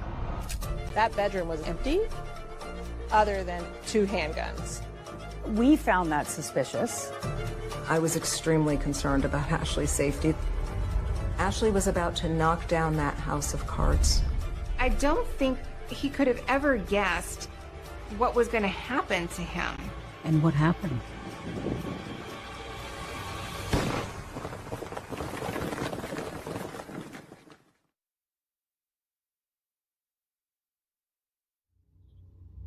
I had my gun. I told him to stop.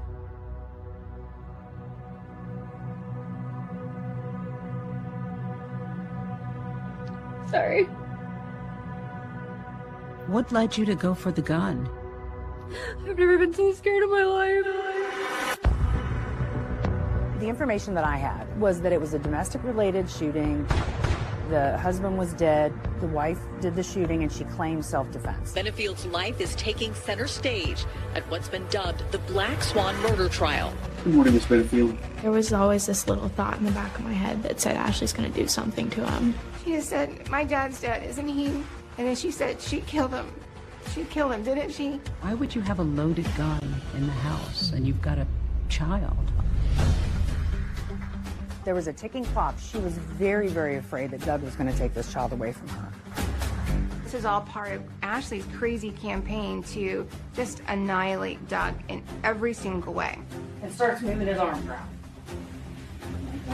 Well, show me. What was he doing?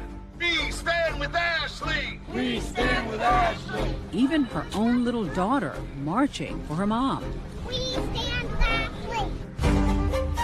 He told you he had killed his wife? And he said that he could make me disappear too.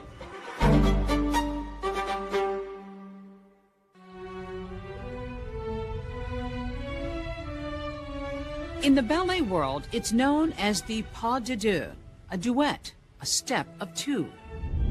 For Ashley and Doug Benefield, a former ballerina and a businessman, their dance begins with a 13-day whirlwind courtship, plans to build a ballet company, and later, a baby. But the love affair turns dark and disturbing. Court battles, disputed allegations of poisoning, abuse.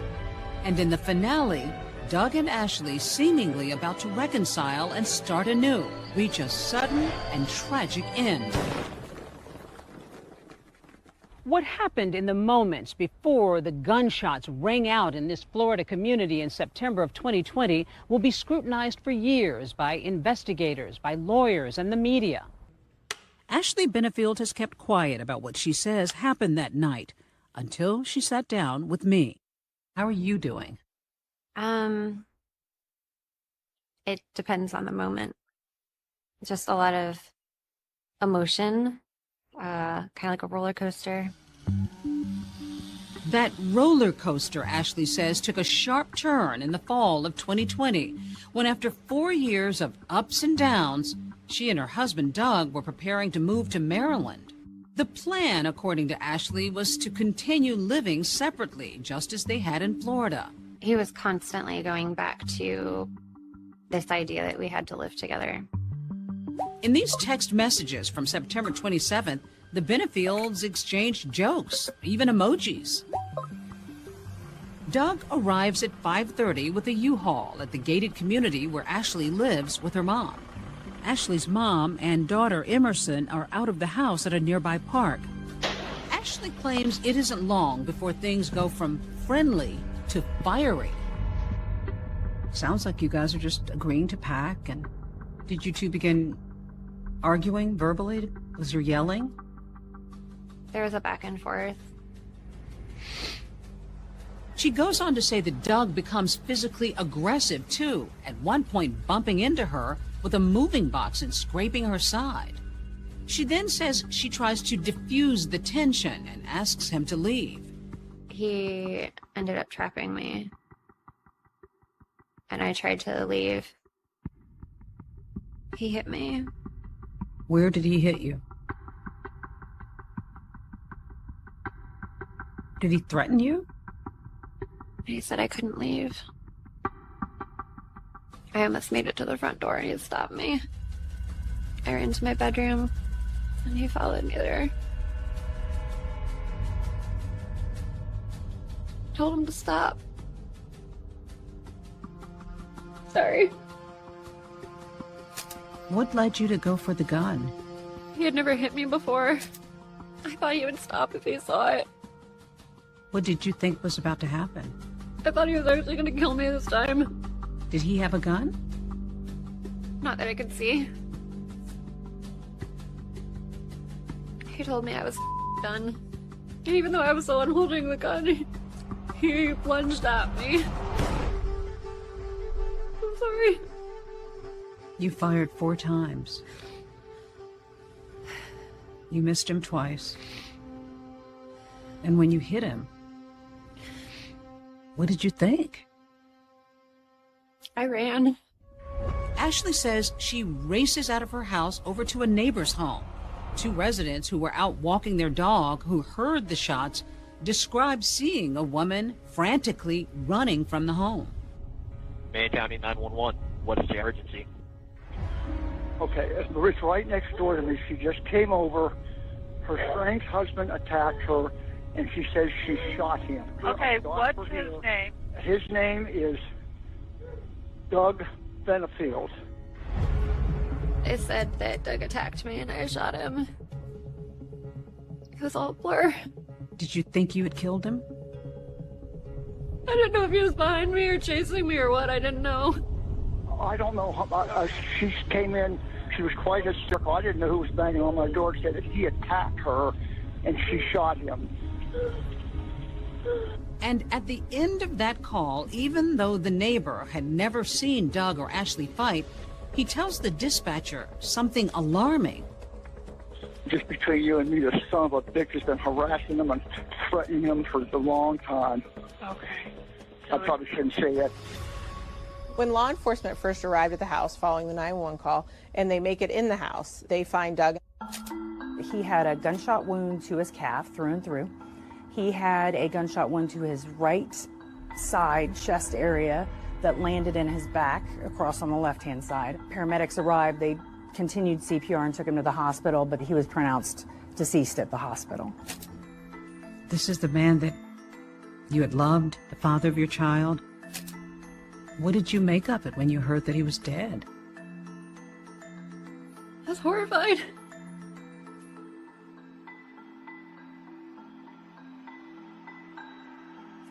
It's like the worst nightmare. A nightmare Ashley won't wake up from anytime soon. That bedroom was essentially empty, other than 2 handguns. One of them was in a backpack, hanging in the closet. One of them was just in a bin on top of a hamper. And we found that suspicious. I think that definitely gave the detectives pause. There was always this little thought in the back of my head that said Ashley's gonna do something to him. Ashley's gonna sabotage him somehow. There's a look in her eyes where she just looks like she finally got her way. I remember thinking to myself, there's something wrong here.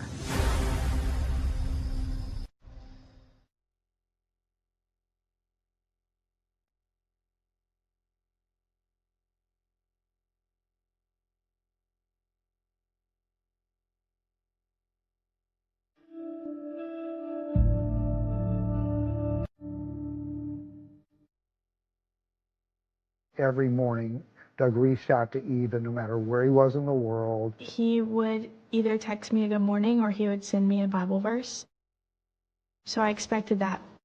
And that morning, he didn't send it. Or I texted him like 10 times. And then I said, Dad, this is scaring me.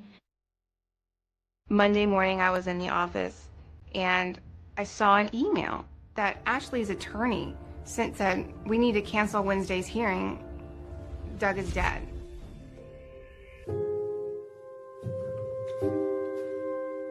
I had to call Doug's family.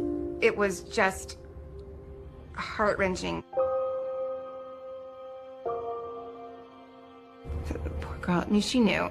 She just said, my dad's dead, isn't he? And then she said, she killed him. She killed him, didn't she? And I sat my phone down and I said, I don't have parents anymore. I was just shaking violently for like 6 hours. Doug Benefield's family and friends are grappling with unthinkably tragic news. And meantime, investigators are trying to make sense of what happened the night before. The information that I had was that it was a domestic-related shooting. The husband was dead, the wife did the shooting, and she claimed self-defense. Ashley is taken to the sheriff's office, where attorneys from her family court case are waiting. You didn't give a statement. Why not? My attorney is yelling to me in the parking lot. You know, don't say anything, don't say anything. I guess I was just following advice. Ashley does consent to photos that she says document the swelling on her face where she says Doug hit her. When I saw her that night after she left the police station, the left side of her face was swollen. She had obviously been struck. The next morning when she was changing a shirt, I saw the cut on her stomach. But law enforcement contends that Ashley's injuries don't suggest a life or death struggle. There was no swelling, there was no bruising, there was no difference in the way she looked. The entirety of the injuries that they found that were relevant was a scratch on her side, and that was it. They got pictures of every angle, of every place that the attorneys wanted them to take, and there were no injuries except for that scratch. And investigators are also skeptical of Ashley's claims of being attacked because Doug was unarmed. She had access to 2 weapons. You said that you were a responsible gun owner, but why would you have a loaded gun in the house and you've got a child? Well, the purpose of having a gun is for like a self-defense. The idea is that if something were to happen crazy in the middle of the night, that it would be accessible. But then you've got a loaded gun that's basically sort of out in a bin. There are those who say that sounds really suspicious. I mean, I feel like anything can be turned to try to make it look a certain way. We found that suspicious, that someone would have 2 guns readily accessible in an empty room when everything else is in a U-Haul truck.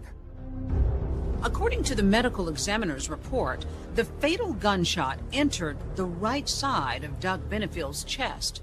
To investigators, that doesn't fit with somebody who's lunging toward her. If someone were coming at you or attacking you, the entrance wound to the fatal shot would not be in the side. And results from the forensic lab raise even more questions about Ashley's claim of self-defense. And there was no stippling on Doug's shirt, so that told us that the barrel of the gun was at least 3 to 7 feet away, and that's the barrel of the gun, not even her body. So they were not in a combat life or death situation where they were locked together. Just over a month after Doug Benefield is shot and killed, Ashley is charged with 2nd-degree murder. She pleads not guilty. The Manatee County woman charged with shooting and killing her husband. Suspect for 2nd-degree murder and the You're arrested. Charged with Doug's murder. What did you think? I was shocked. I was blindsided by it.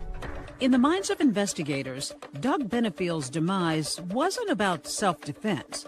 To them, it was Ashley's plan all along. The whole lie, the whole deception is coming to an end.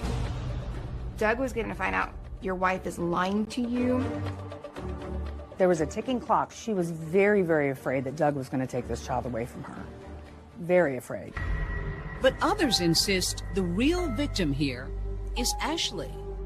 Doug Benefield was anything but what he portrayed himself to be. This is someone who was a predator, and this is someone who was not going to be stopped. He told me that he killed Renee. He told you he had killed his wife? And he said that he could make me disappear too.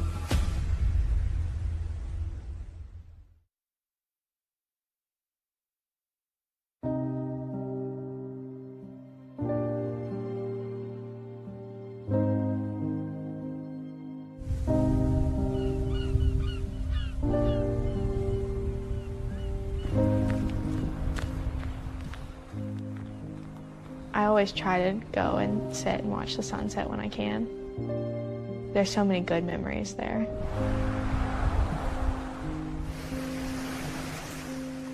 We chose to spread my dad's ashes on station 22.5, and that is the same station that my parents met. We held a celebration. We raised a toast to a life well lived and a terrible ending to a life. A life Doug's family insists was cut short by a woman they say was driven to destroy him. No one at that memorial service in any way believed the story of Doug attacking Ashley, her shooting him out of fear. Doug still loved Ashley in spite of what she did to him, in spite of all the accusations, all the allegations.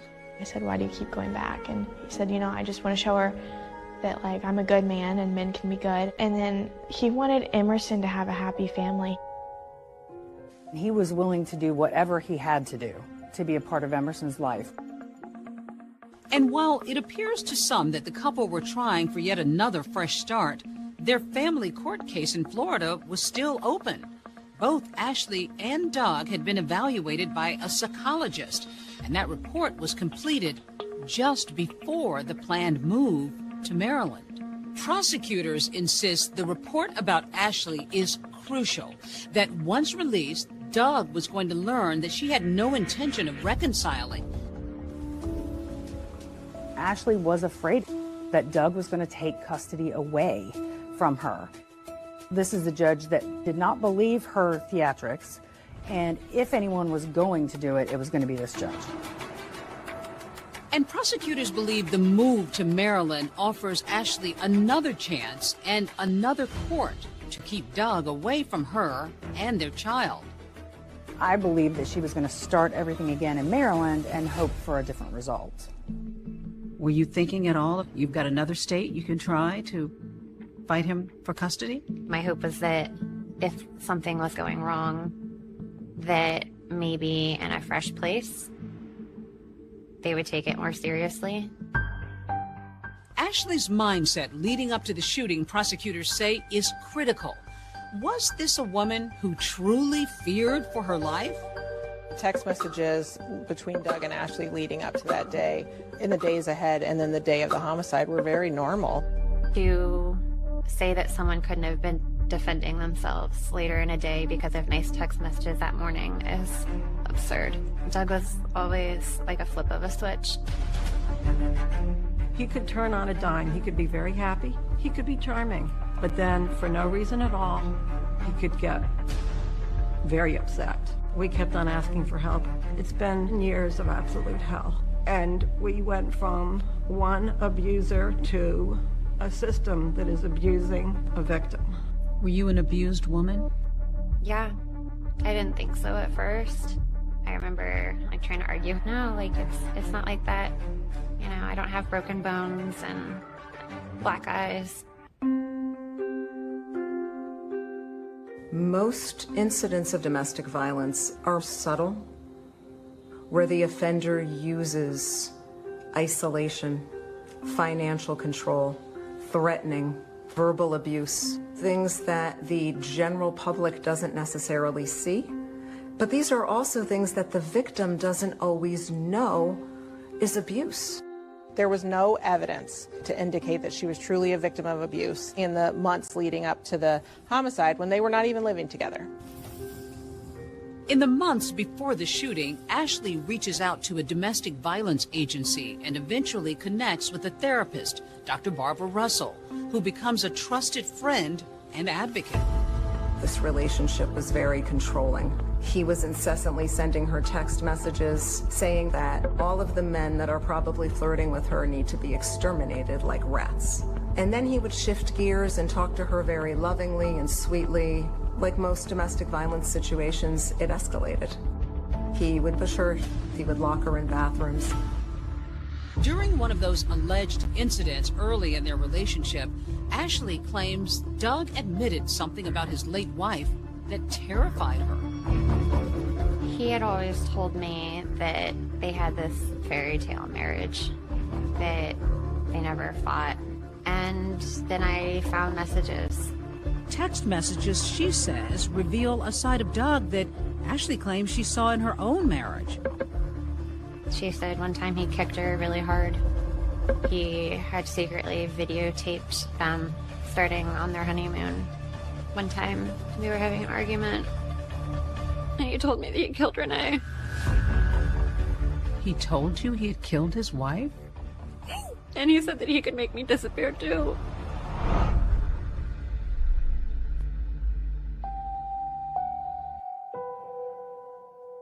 an investigation was done. There was no finding of foul play in any way. There was a full autopsy. The coroner in Renee's death investigation ruled that she died of natural causes due to a heart condition. Ashley tried to convince me that my dad killed my mom. I said, Dad, this is what she's doing. She was just kind of like, we're going to therapy, where, you know, things will be okay. Obviously, like, I didn't kill your mom. This is all part of Ashley's crazy campaign. Ashley wanted to keep Doug away from that kid at the expense of everything and everyone else. She would not stop. Her goal was never to get rid of Doug. Her goal was to keep her daughter safe.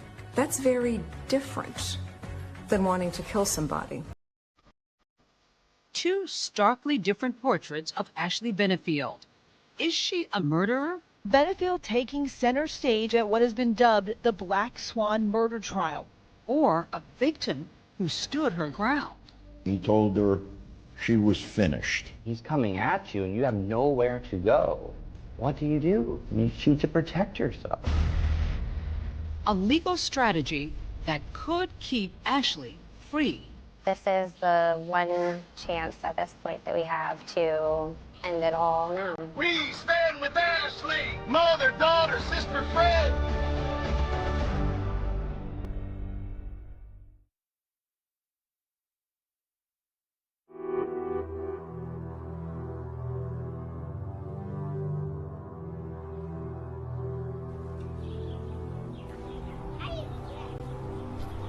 Here, how about I push you this way? You ready? Yeah. So what's summer been like for you two? Emerson does a lot of swimming, right? Yeah, I can swim a lot, pretty much. So you're getting to be a strong swimmer. Great job. Whoa! Ashley Benefield has spent several years under house arrest, living with her mom and daughter Emerson, who's now 5, while awaiting trial for second-degree murder. Here we are, climbing trees, catching geckos. This has been hanging, you know, in the balance really for years now. And in the same time, you know, you're trying to mother. It definitely wouldn't be what I would pick, but I'm thankful for all the good things that we have. She's an amazing little girl. I love being her mommy. Meanwhile, the other daughter, caught in the middle, 22-year-old Eva Benefield, found her own way to process her pain.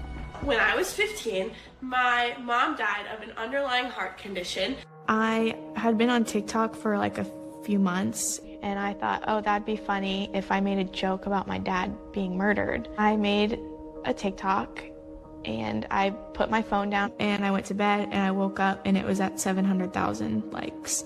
And then it just kept going and going and going. It got like 3 million likes and like 10 million views. And within 2 weeks, I had 100,000 followers. Eva has gone from grieving and stuck in trauma to getting help to finding an outlet in her art. Eva, Doug's daughter, does not support you. Do you want to say anything to her? My heart's broken for her. She has been through so much. I wouldn't even know where to start. In February 2023, Ashley's legal team files a motion to dismiss under Florida's Stand Your Ground law.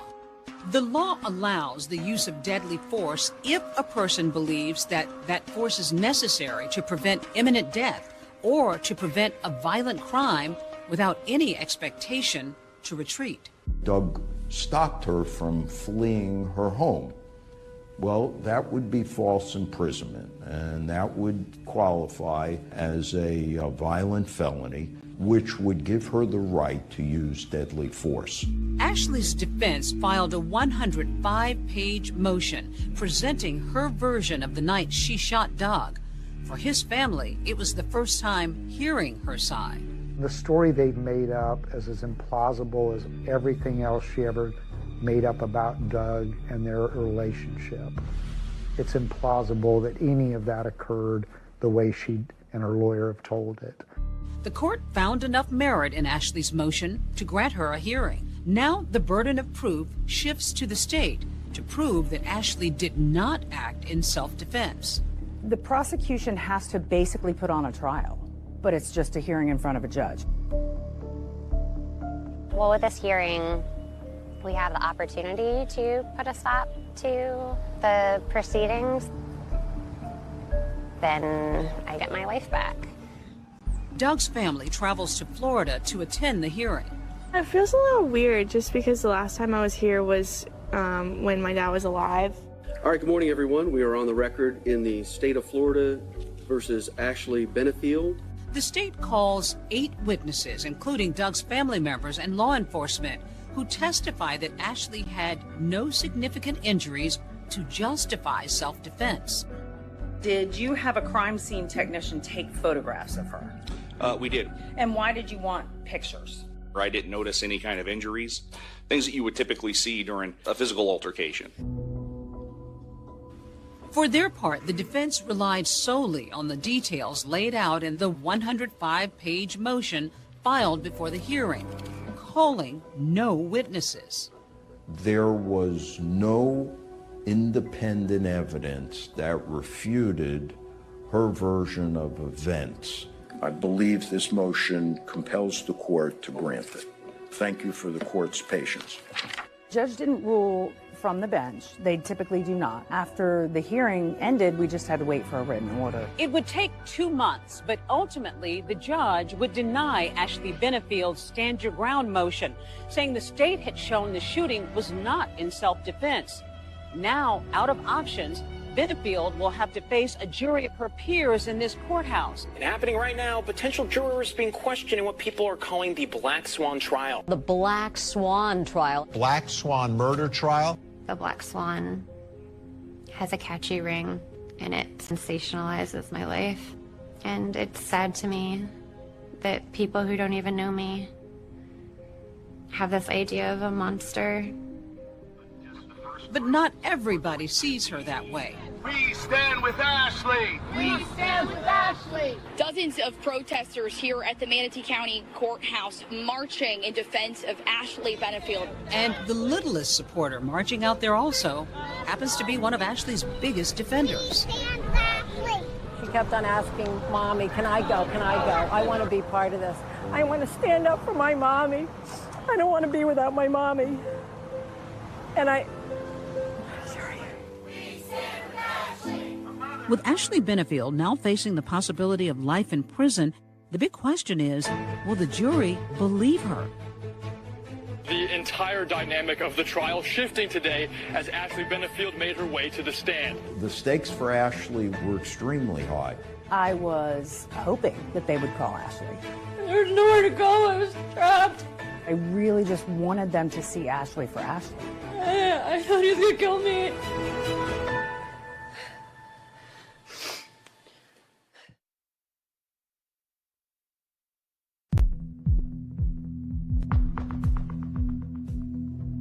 Testimony in the so-called Black Swan murder trial happening in Manatee County. Supporters rallying behind Ashley Benefield. Benefield is the Manatee County woman charged with shooting and killing her husband, Doug Benefield.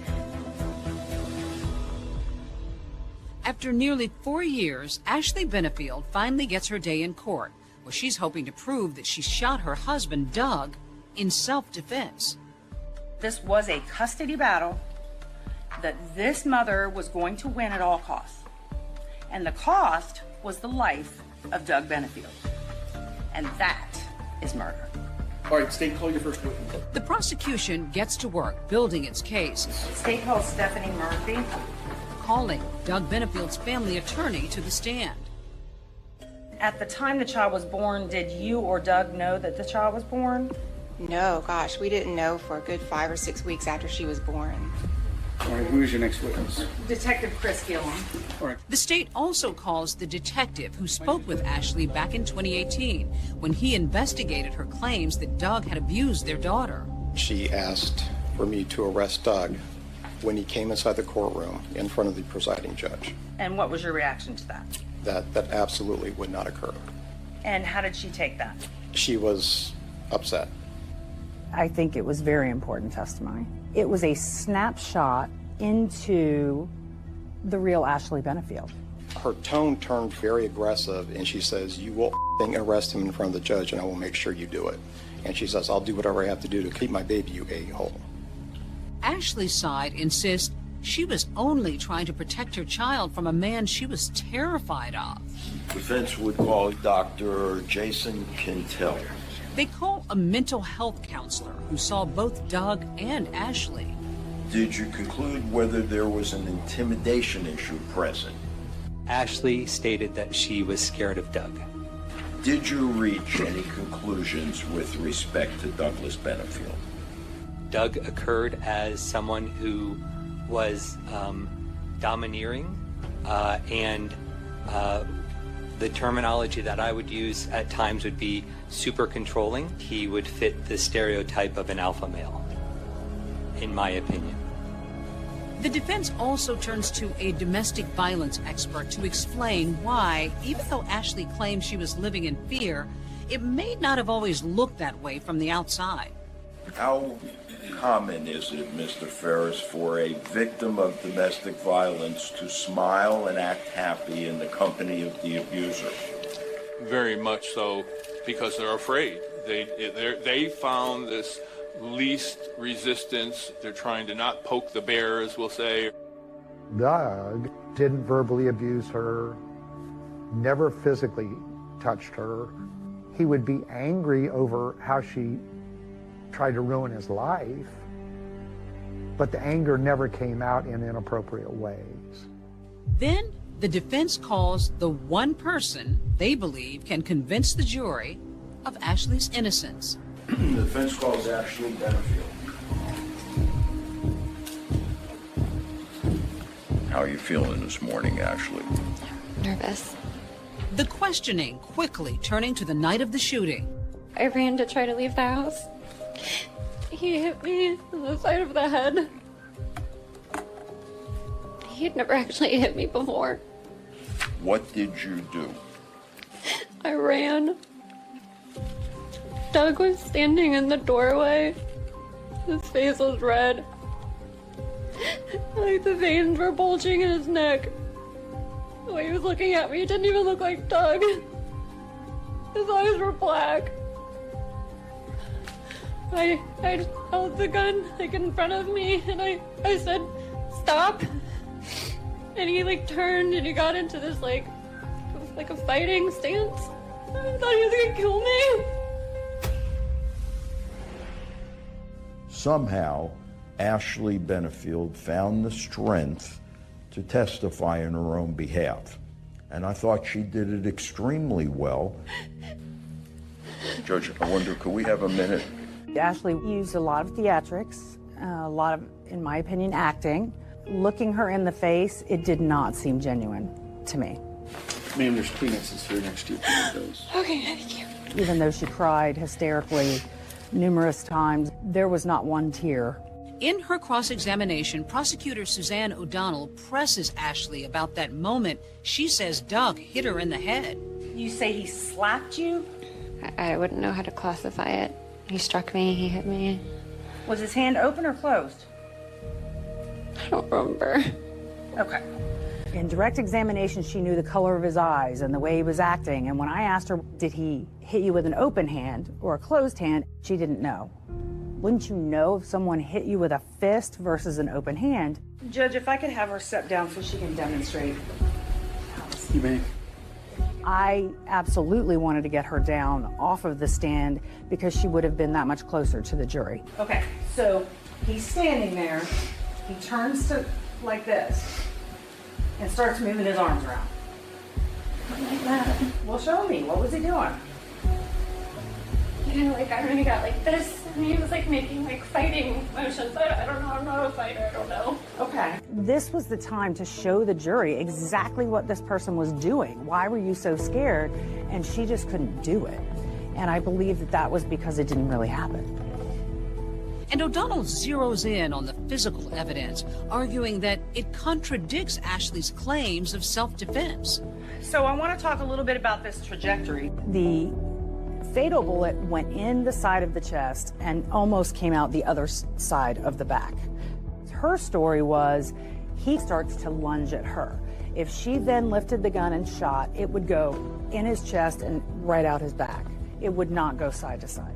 Everybody unanimously agreed that the wound path of that projectile was from front to back, left to right. Well, I don't care how much you would like to move front to back to the side, it is still front to back. Ashley's action on that day was absolutely justified. She had the right to stand her ground and use force, including deadly force. For the last several years, I've walked hand in hand with Ashley. I'm now going to surrender her fate to you. So all of you may now retire to consider your verdict. Any minute now, Ashley Benefield could learn her fate. I've played out, I guess, both scenarios in my mind. 6 hours into the deliberations, tensions begin building in the jury room. Then at approximately 10 o'clock, the jurors sent out a note. When they came back, I feel a sinking feeling. We were heavy-hearted at that moment.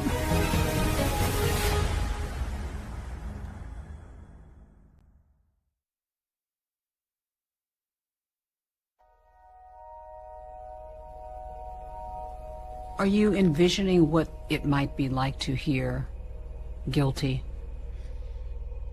Yeah, I've played out, I guess, both scenarios in my mind. I mean, part of this just doesn't seem real. I keep thinking maybe one day I'll wake up from the nightmare and realize that none of this happened. Jurors still deliberating after closing arguments. It's 10 p.m. The jury in Ashley Benefield's case has been deliberating for 6 hours. Then, a message from the foreperson. I've received a note from you. It says, unable to come to unanimous verdict.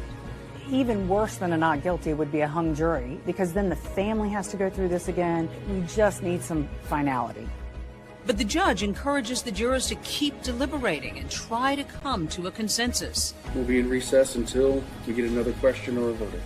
And less than an hour later... Breaking news, we have a verdict. When I saw that there was a verdict a half an hour later, my heart was in my throat. We, the jury, find the defendant is guilty of manslaughter, a lesser included offense. The jury does not find Ashley guilty of second-degree murder.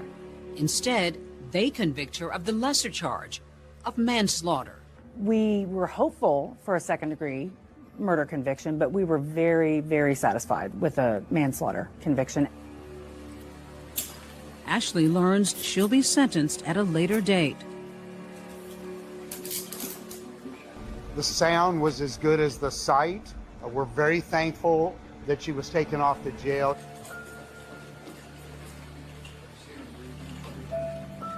If she hadn't had her gun that night, I know without a shadow of a doubt my daughter would be dead. I am sure of it. Why do they not believe women? Why should women live in fear? I feel that Ashley was abusing a system that is designed to help people that are victims.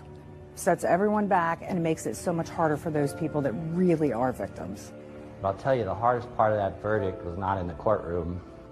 It was when we came back to our office without Ashley. Emerson was there waiting for her mom, but she wouldn't leave right around that elevator. She just stayed there. This case has always been sad to me because there are children involved that had nothing to do with this. Emerson's without her father and probably going to be without her mother now for a long time. Doug's family got justice. Eva's still without her father. Today kind of just feels like the first day of the rest of my life. I hope one day me and Emerson will be able to have a relationship where she can come to me with any questions, and I hope that one day I'll be able to explain how great of a father my dad would have been to her and how great he was for the short amount of time that they got to spend together.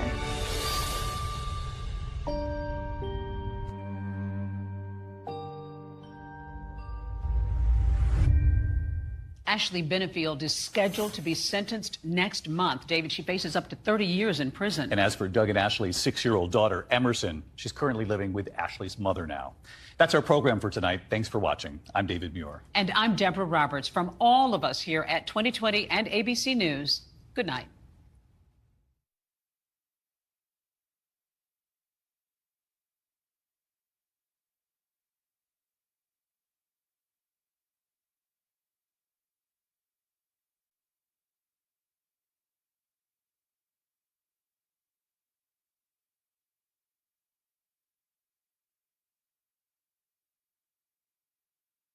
Tonight, a deadly inferno, the city of angels ablaze. Everything is catching fire here. Trash bins, shrubs, trees. There's a fire right outside our car. The fear. I mean, this is utterly terrifying. Yeah, let's get out of here. The lives shattered. I don't know how we're going to come back from this. The heroes racing in. Tonight, the breaking news special. We are utterly surrounded by fire. That building there is fully engulfed. The horror and the hope. I don't know how we're going to get through it, but we will. David Muir reporting. Home after home here destroyed. Thousands of structures. Families returning to find that they have nothing left. American catastrophe. LA burning. Now reporting, David Muir. Good evening and welcome to this special edition of 2020 Tonight from Los Angeles, where an American catastrophe is unfolding. Wildfires ripping through this iconic city known around the world, from the movies to the glamour, from the beauty of the coastline to the homes in the hills. Home to 18 million people from all walks of life. And tonight, Los Angeles is a city shaken and suffering after devastating loss here. At least 11 dead now, more than 10,000 homes and structures have been lost, more than 150,000 still under evacuation orders tonight. The first fire is still burning tonight, and this evening, the stunning images. Just moments ago, our station here in Los Angeles, KABC, up over a new flare-up in the Santa Monica Mountains. These are the images coming in right now. This is part of the Palisades fire spreading tonight, 3 days after the first fires broke out here, extending evacuation warnings into new neighborhoods at this hour as we come on the air for this special edition of 2020. Tonight, we take you through it all, from the powerful first images of the Palisades fire, homes completely engulfed in flames, fueled by wind gusts up to 100 miles an hour. Over the last 3 days, several new fires. In Hollywood, the Sunset Fire erupting in the hills just north of Hollywood Boulevard, quadrupling in size in just minutes, not far from the famous Hollywood sign. A torrent of embers spreading the fires from house to house, a man running through those embers from his burning home after realizing it was impossible to save. In those first early hours, residents of a nursing home evacuated in the middle of the night, many wearing masks to protect themselves from the dangerous air. Evacuees driving on the Pacific Coast Highway through Malibu as the fire burned every structure along the way. As the evacuation spread, the chaos, homeowners, families stuck in traffic, abandoning their cars, a man helping his elderly father-in-law through the smoke right there. Firefighters from all over the country now stepping in, but most live right here, working around the clock in horrific conditions, some losing their own homes while they save others. They are the true heroes here. Tonight, we're with so many families returning to their homes for the first time. I was with one dad. He raced to school amid the evacuations to get his boys, his wife staying back to save their valuable documents. They lost everything, but they have each other, he told me. Late today, our ABC News exclusive, I flew up over the fires with CAL FIRE, and while we were in the air, we witnessed not only the devastation along the Pacific Coast Highway in Malibu and Pacific Palisades, but the urgent effort. 3 days into this disaster, the fires still burning, the water being dropped to save homes as we're on the air tonight. Our team across the fire zone tonight, and KABC meteorologist Leslie Lopez, and the new threat, what they're seeing with these winds in the forecast that concerns them tonight. But we begin this evening with the images and a city forever changed. Tonight, it's been just over 72 hours since Los Angeles began burning. A city now forever changed. The deadly apocalyptic scenes. 9 separate wildfires tearing through America's second largest city. Tonight here, the firefighters and the first responders have not stopped. Tonight, the ABC News exclusive. We take flight with CAL FIRE up over the Pacific Coast Highway, headed toward the Pacific Palisades. And the first images we see here, the coastline. The homes of Malibu that once lined the ocean are gone. It's just stunning to look at this stretch along the Pacific Coast Highway here in Malibu. You can see it right over the shoulder here. Home after home just completely gone. They are taking us to where they say there is a firefight right now from the air. They are now dropping water. But before we even get there, over this ridge, the Pacific Palisades, entire communities wiped away, homes burned to the ground. This is just a devastating view as we fly over Pacific Palisades. You can see down below just how quickly these fires spread. CAL FIRE Deputy Incident Commander Justin McComb. When you look at the scope of the devastation here, what kind of winds were you dealing with in those first 24 hours?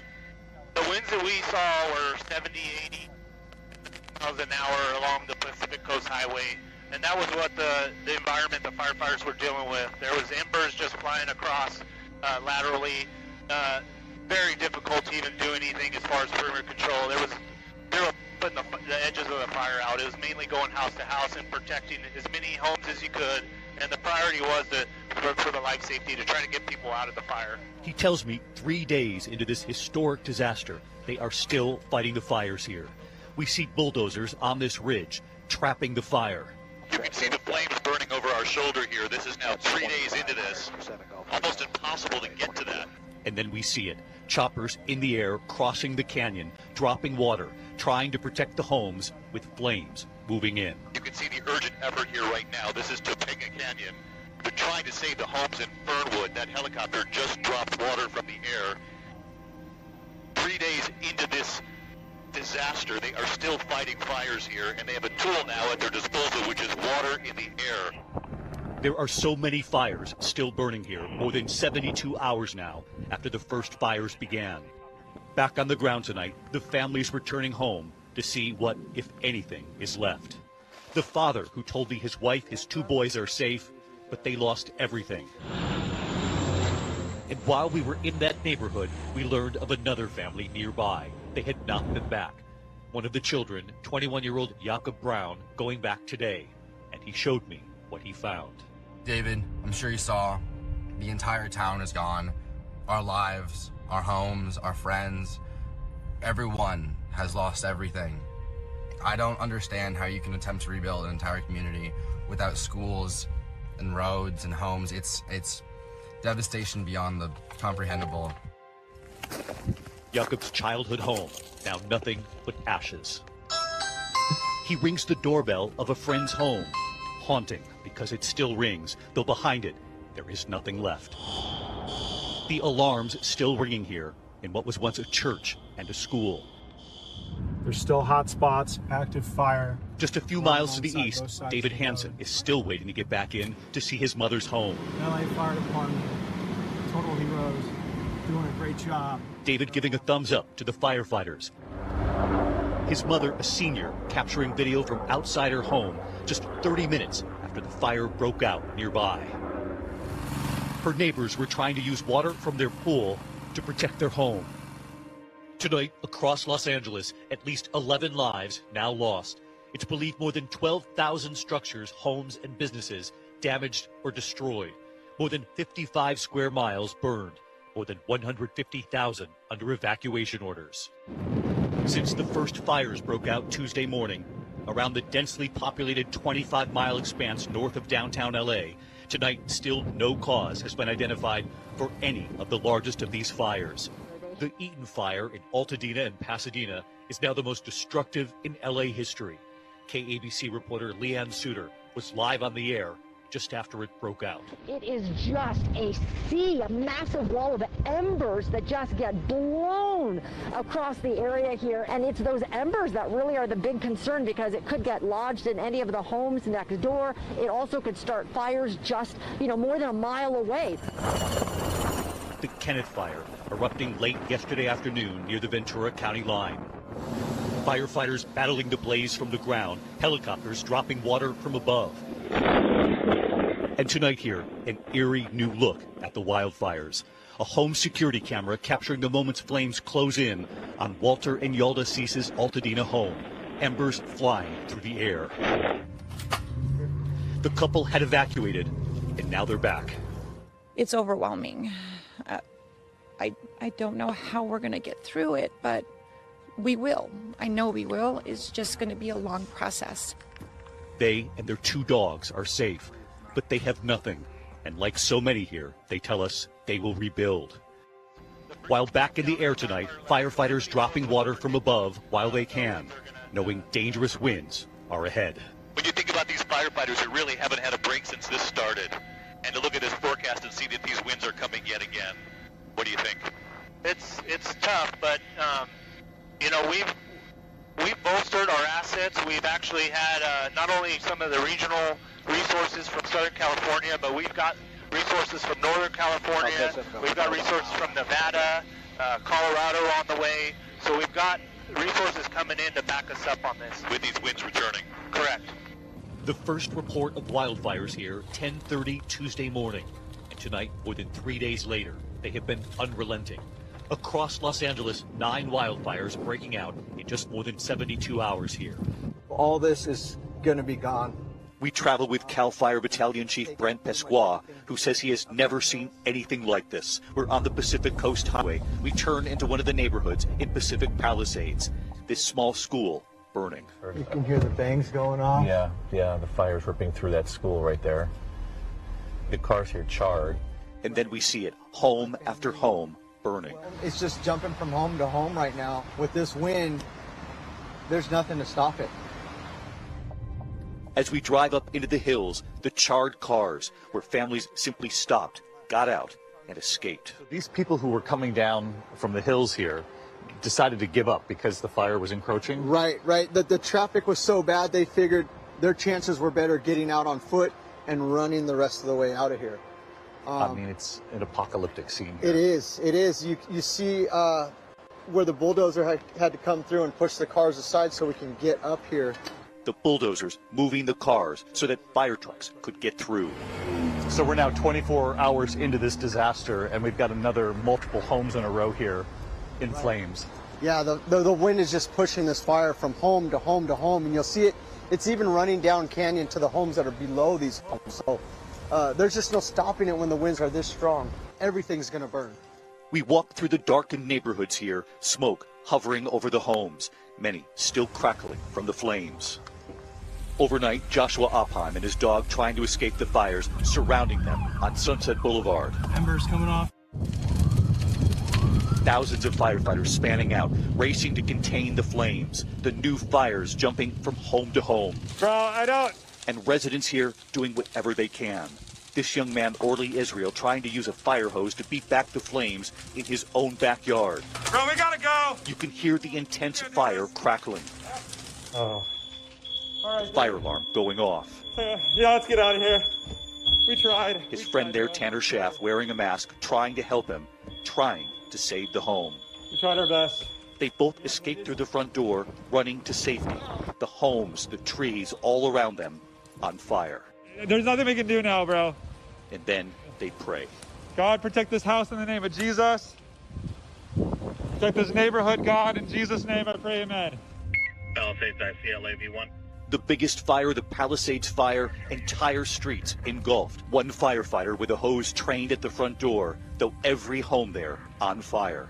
Some 40 miles away, the Eaton fire in Pasadena. The Pasadena Preschool Academy on fire. The residents at this senior living facility, the terraces at Park Marino, rushed out of their bedrooms, wearing masks to protect them from the air. They were rescued. A heroic effort by the LA Fire Department and emergency response teams across the region tonight. They are saving lives amidst the horror. The scope of the loss here, though, is unimaginable. It's devastating. It's devastating, and I feel for those people. I've spoke to some of them. I hear it in their voices. It tears at my heartstrings too. But like I said, at the end of the day, they were alive. They knew they would rebuild and come back better. And I just gave them a hug and I said, please reach out with anything you need. Well, there's no question you've saved lives here. That was our goal. That's our #1 priority. Thank you. The sun low in the sky over Los Angeles, reflecting a new reality for this city. Shining through the heavy smoke as some of the most destructive wildfires in the history of Los Angeles rage on tonight. The devastation for miles. We saw firsthand what is left and the sounds of the fire alarms ringing out. Everywhere you go, you can hear sort of the alarms still going off long after the fires here. And it's not just the neighborhoods where you see home after home. This used to be the grocery store right here, completely hollowed out. And then over my shoulder here, if you look right up, you can see nothing left but the tattered American flag there, covered in soot and torn, but still hanging. In this neighborhood, we are told about the first home that caught fire and how it then spread, one neighbor alerting the others. This was the house here on the corner that began to burn, and then they alerted everyone down the street to get out of their homes because they knew it was just a matter of time before the flames jumped from house to house, which is exactly what it did, not only on this block, but on every block. You can see the one off in the distance. The next block here you can see the fire ripped through here as well. As far as the eye can see, really not a home left standing. The damage here is difficult to put into words.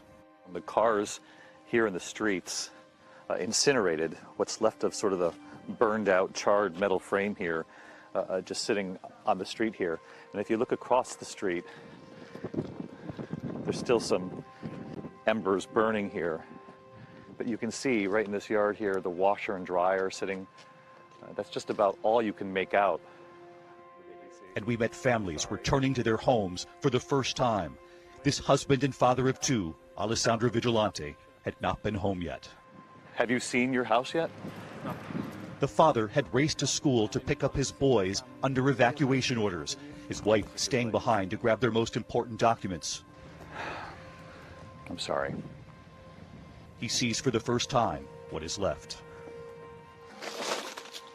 That's the entrance, and this was the living room. That's our TV. He tells me this used to be one of the boys' rooms. My wife was here, and she just collected what she could, and then left. What was she able to save? The documents, mainly the documents, and then she took a couple of stupid things like my son's perfume, because he has a Louis Vuitton eau de toilette. His cologne? His cologne. Yeah, oh just something emotionally related, but nothing. Nothing. But nothing else. No. Taking what they could and grateful to have their lives. Aiden Khan returning to his home in the Pacific Palisades, making his way up Sunset Boulevard. This is my bedroom right here. His apartment completely destroyed. Here's our patio. Here's the front entrance. The elevator's still there. But with the winds, there is still so much uncertainty. Another major fire breaking out, this time in the Hollywood Hills, the Sunset Fire. The gridlock, the panic to get out. At the Eaton Fire in Altadena, fire crews using saws to cut open garage doors for their fire hoses to reach the flames inside. This is what's left of the auditorium at the Elliott Arts Magnet Academy Middle School, the scorched row of chairs. A satellite image over that fire showing nearly nothing was spared. Back at the Palisades Fire, we're learning of some familiar names who have lost their homes as well. Some well-known actors, including actor Billy Crystal. He and his wife Janice telling ABC News they have lived in their home since 1979, raising their children and grandchildren there, saying, quote, "We pray for the safety of the firefighters and first responders. The Pacific Palisades is a resilient community of amazing people, and we know in time it will rise again. It is our home." Less than 24 hours after those two friends, Orly and Tanner, tried to use a hose to beat back the flames in Orly's backyard. Yeah, let's get out of here. We tried, bro. Tanner returning to his friend's home the next day. This is my first time back to the house from last night. This is Orly's home.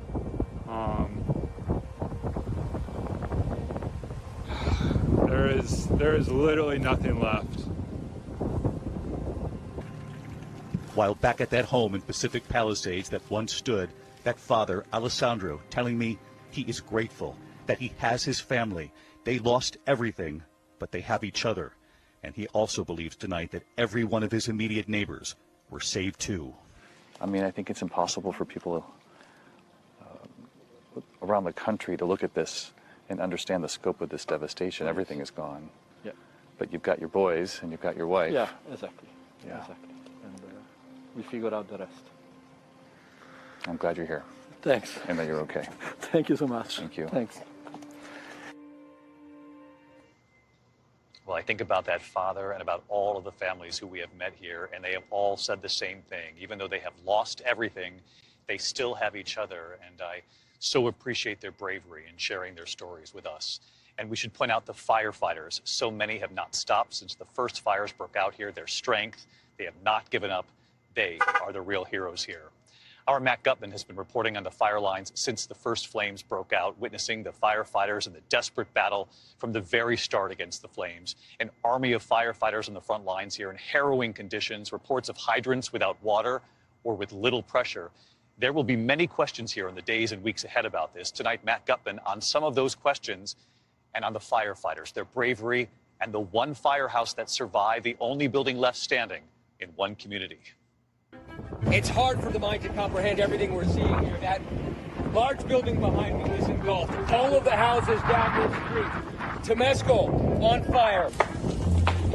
But swirling around them, controversy about whether Los Angeles officials failed to supply enough water and deploy enough firefighters. Lots of talk about the water running out, that you were fighting a fire without all the resources necessary. As all these homes actually do burn down, and a lot of them have their own fire sprinkler systems, that those sprinkler systems become compromised as the house burns down and the water will free flow. And as we see our gauges go down lower and lower, we knew we were getting low on water. Tonight, ABC News has confirmed a nearby 117 million gallon reservoir that feeds Pacific Palisades has been taken offline for repairs well before the fires broke out. If you'd had all the resources and all the water, would it have made a difference here? I've been on the job for 36 years, and I've never seen weather like that. It was a hurricane-force wind with fire involved. It was indescribable. California burning. This is the week of living dangerously in L.A. The Palisades fire extremely hot and incredibly close. Are you just evacuating now? Yeah. What's going on up there? Houses on fire up in the corner and all the way down that street. I've seen tons of fires. This is nothing. I'm scared for my life. It's terrifying. Angelino's on the run, caught in gridlock traffic, abandoning vehicles to fate and fire. In order for firefighters to actually get to the fires, they had to carve a path. And so a bulldozer literally shoved all of these cars to the side. You can see the bumpers ripped off, the scratches along the vehicles here. There's glass in the roadway. And the terrified motorists here, they had to flee to safety on foot. 20,000 acres of heartbreak. Fire so ferocious it calls for a new measurement. Burn rate, 5 football fields per minute. And you can feel the intensity of the heat. Now it's lighting up the trees here, and this is how all of these new fires are being created here. On Malibu Beach, lifeguard stations ablaze with the ocean right there, but not close enough to save homes and businesses along the Pacific Coast Highway. It is like driving through hell itself down here. Literally through hell. This is madness down here. Fire, flames, inferno. By day 3, words and water fail. But the burning is without end. The sad cycle goes like this. Fire comes, people run. The fire finishes, and people, like this couple we spotted in the ashes of an apartment building, come back to count their losses. And a combination of fear and hope as Gail McGowan recovers a safe. A fire-proof safe? That remains to be seen. Is this your safe? It is. Wanted to get to it before the looters got to it. McGowan had lived here for 22 years since her husband died, and she was hoping that one particular ring had survived that heat. I gotta save something. Look at everything else. This is my home right here. On her way out, she had grabbed her phone, nursing scrubs, but little else. So documents, passport, things like that? Nothing. Are somewhere here. Yeah. Everything. Minutes later, the fire still flickering, her friend Mario heaving that safe off the building. He left to get a shopping cart and came back with cops on a patrol. You have your ID with you, ma'am? You bet. The officers were concerned about looters, made sure that Gail's ID matched the address of where they were. Then they cracked the safe. Oh, yeah, way to go. These your rings? Yeah, my wedding ring. Thursday, authorities announced the arrest of 20 looters. We asked the LAPD about that. Oh, it's huge. It's huge. You have million-dollar homes all intact, rows and rows of them. And there's really no way to police this area effectively right now. Pacific Palisades, right now, could just be taken off the map. There is no Pacific Palisades. Matt, I'm still thinking about that moment with the safe and what they found when you were able to crack it open. I want to bring in Matt Gutman here tonight, who's been out there reporting from the fire lines since these fires broke out. And Matt, as you know, there have been a lot of reports about firefighters running out of water in Pacific Palisades or dealing with hoses that had very little water pressure. I know authorities have been pressed on this. There's so much still to learn about this. But what have you heard from the firefighters themselves about what they faced in those early days? In short, David, impossible odds. 100-foot walls of flame, 80-mile-per-hour winds, and yes, a shortage of staff and water. And city officials are acknowledging that shutting off certain utilities did affect the water pressure here. One reason that Governor Gavin Newsom is demanding an independent investigation into these water issues, calling it deeply disturbing, David. Yeah, they said they shut off the utilities because they were fearful the power lines would actually contribute to more fires, but there'll be questions about, the back and forth of that decision making. A lot of questions ahead, and Matt, I know you're going to continue to follow it for us. Matt, thank you. When we come back here tonight, amid heartbreaking loss and the hope of recovery, tonight right here, the family sifting through the ashes, what some have discovered, and this is really moving later here. The family's hoping to rebuild their homes, and real questions now about a potential insurance crisis here. Will families be covered? And real concern tonight about the Santa Ana winds again, what they're now expecting in the hours and the days ahead, all over again. And then later tonight, right here, a remarkable effort to help. The idea that is now taken off and how you can help tonight, too. Los Angeles Strong. We'll be right back.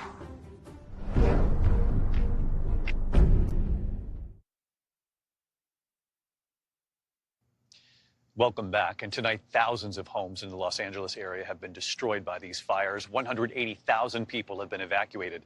Up to 200,000 more are under evacuation warnings tonight. In fact, they've been told that they must be ready to leave at a moment's notice with the threat of these strong winds returning in the forecast. Many have lost everything already and have begun that search for anything to remember the life they had in their cherished homes. Our own Kana Whitworth is among those under evacuation orders tonight. And Kana is still reporting for us right here this evening. As we see so many images of the thousands of homes damaged and destroyed, it's overwhelming to realize that every single one of them held a story. That is the living room. That's the front entrance. Beyond that, there was a bedroom. If I could only have found one thing, this was it. It's the bell that we have at the front of the house, and it came from my husband's childhood home. In the Pacific Palisades, I met with a woman, Patricia. Her home of more than 40 years destroyed. At our age, it's going to take years to come back. For our village, for our beautiful town to come back. It's surreal. I'm numb. And while we spoke, she pulled out the only thing she could salvage from her home. This was from my daughter's bathroom. Her bathroom was blue and white, and the turtles went around the vanity, the tile, and I found it. It was the only thing I found. Thank you. We got it, Dad. We got it. Roughly 180,000 people in Los Angeles, including myself, have been evacuated from their homes. We are utterly surrounded by fire. Broken memories are everywhere. You're just right over there. Just last May, I interviewed Ricky Lake. We sat in her stunning dream home overlooking Malibu. Every day is like magic here for me. But just yesterday, This is what's happening right now. she posted news of her own evacuation on social media, Oh my gosh. writing about that dream home. It's all gone. Cameron Matheson, star of General Hospital, says the grief of losing a home, which he documented on his social media, will impact his family for generations to come. My daughter in particular said that she wanted to raise her kids in that house. And she said that actually less than a week ago. Like, why would she say that now, right before it burns down? It's really something, the well-known names and the families from all walks of life, everyone in this together having lost their homes. Kana Whitworth with us tonight. And Kana, I know you, like so many of our colleagues, had to evacuate your home. If you don't mind me asking on the air tonight, I've checked in with you off the air, but again, how are the boys doing, and have you been able to check in on your home tonight? Oh, David, you're so kind. Look, my boys are doing well. We're not able to return home yet, but I did have the opportunity to check on my house, and there is active firefight going on right near my home, water drops and the like. But I stand here tonight in utter gratitude to firefighters that my boys still have something to go home to because of scenes like that. And I also want to pass along to people watching that we are in this with you, and we are in this for you, and we will continue to tell these stories, David, because as you know, this is far from over. Yeah, well, I know you don't want a pat on the back, but you are dedicated, and you're just like everyone else from this Southern California community who are in this together, still fighting every day. Thank you, Kana. When we come back here, families facing a devastating reality now, how to rebuild their homes, and the real question tonight, will insurance actually cover this? And there is concern about dangerous winds now in the forecast again. Tonight, what we're now learning about the days ahead. KABC meteorologist Leslie Lopez is standing by. Her own father, a longtime LA firefighter, and what she's now expecting with these winds. The new forecast is in. It's concerning, and we'll have it here in a moment.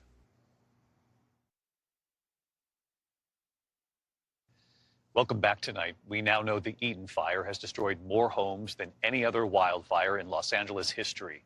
Many turning to shelters now, and long-term, there are already real questions about whether insurance will cover this for these families. Mola Lengi in Altadena tonight. Meet Travis Hayden. His house burned down in the Palisades fire. I lived in the Pacific Palisades in a mobile home community.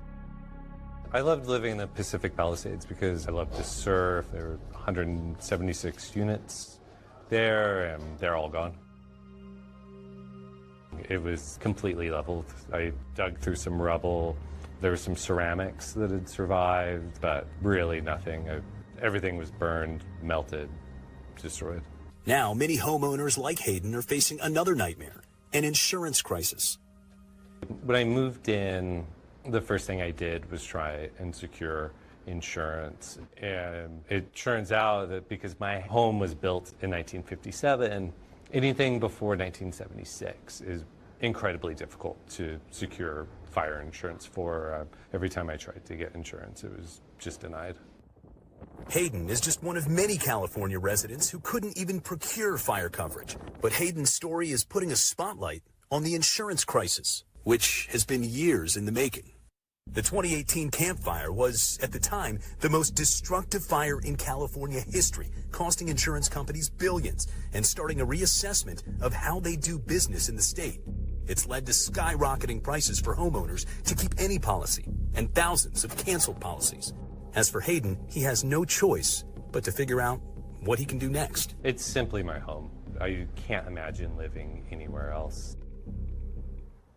Well, David, right now there's an estimated $20 billion in insured losses. And as you know, those fires are still burning.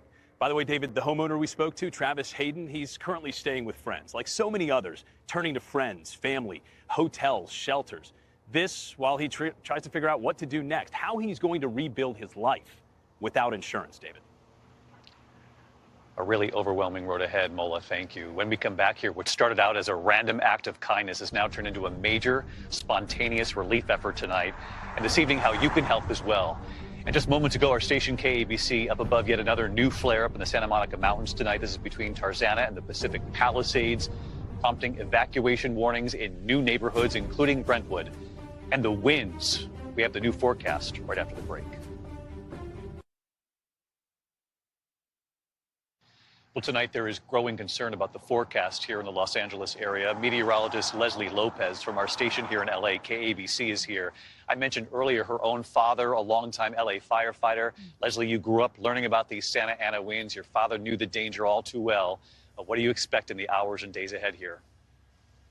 Yeah, David, thank you so much. He just worked down the street here at Fire Station 42 in Eagle Rock, and we are expecting calm winds for the time being. But boy, that is going to change. Right now, we are now reissuing some fire weather watches. This is going to be extending from Temecula all the way out towards Thousand Oaks, because Saturday night into Sunday, wind speeds will be reinvigorated by an area of high pressure. There you go, 43-mile-per-hour winds over into Thousand Oaks. We're going to move you off into Monday, because this looks like it'll be the stronger of the wind events that will be taking place here over the next coming days. This will not be as extreme as the wind event that just passed. But again, this high pressure center will sit over the Four Corners, bringing with it another strong Santa Ana Monday into Tuesday. So again, that elevates our fire danger once more, likely bringing in some red flag warnings. David, back over your way.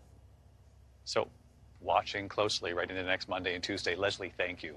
And so many of you at home have been asking, how could there have been so many homes lost here? Matt Rivers tonight on the perfect storm of severe drought and these record Santa Ana winds. Normally, the lush mountains and deep arroyos of the City of Angels are a gorgeous backdrop for the region. But this week, a combination of extreme weather and climate forces created a devastating scenario. And all of this is a far cry from this same time last year when we saw historic flooding here in Los Angeles.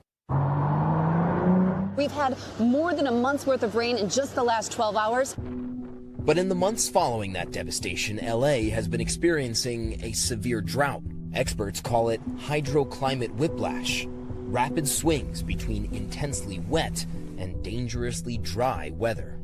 And we're dealing with actually two record wet winters the last 2 years, which had kept fires low, but all of that water had actually helped our forests and our chaparral grow to create all this vegetation that then becomes dried out and flammable.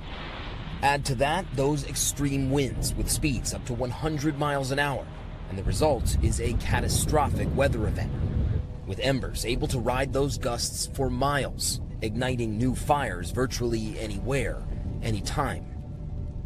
And David, we've spoken to experts who tell us with the continued effects from climate change, increased winds, increased average temperature, increased severity of drought, unfortunately, situations like this will almost certainly be more common in the future.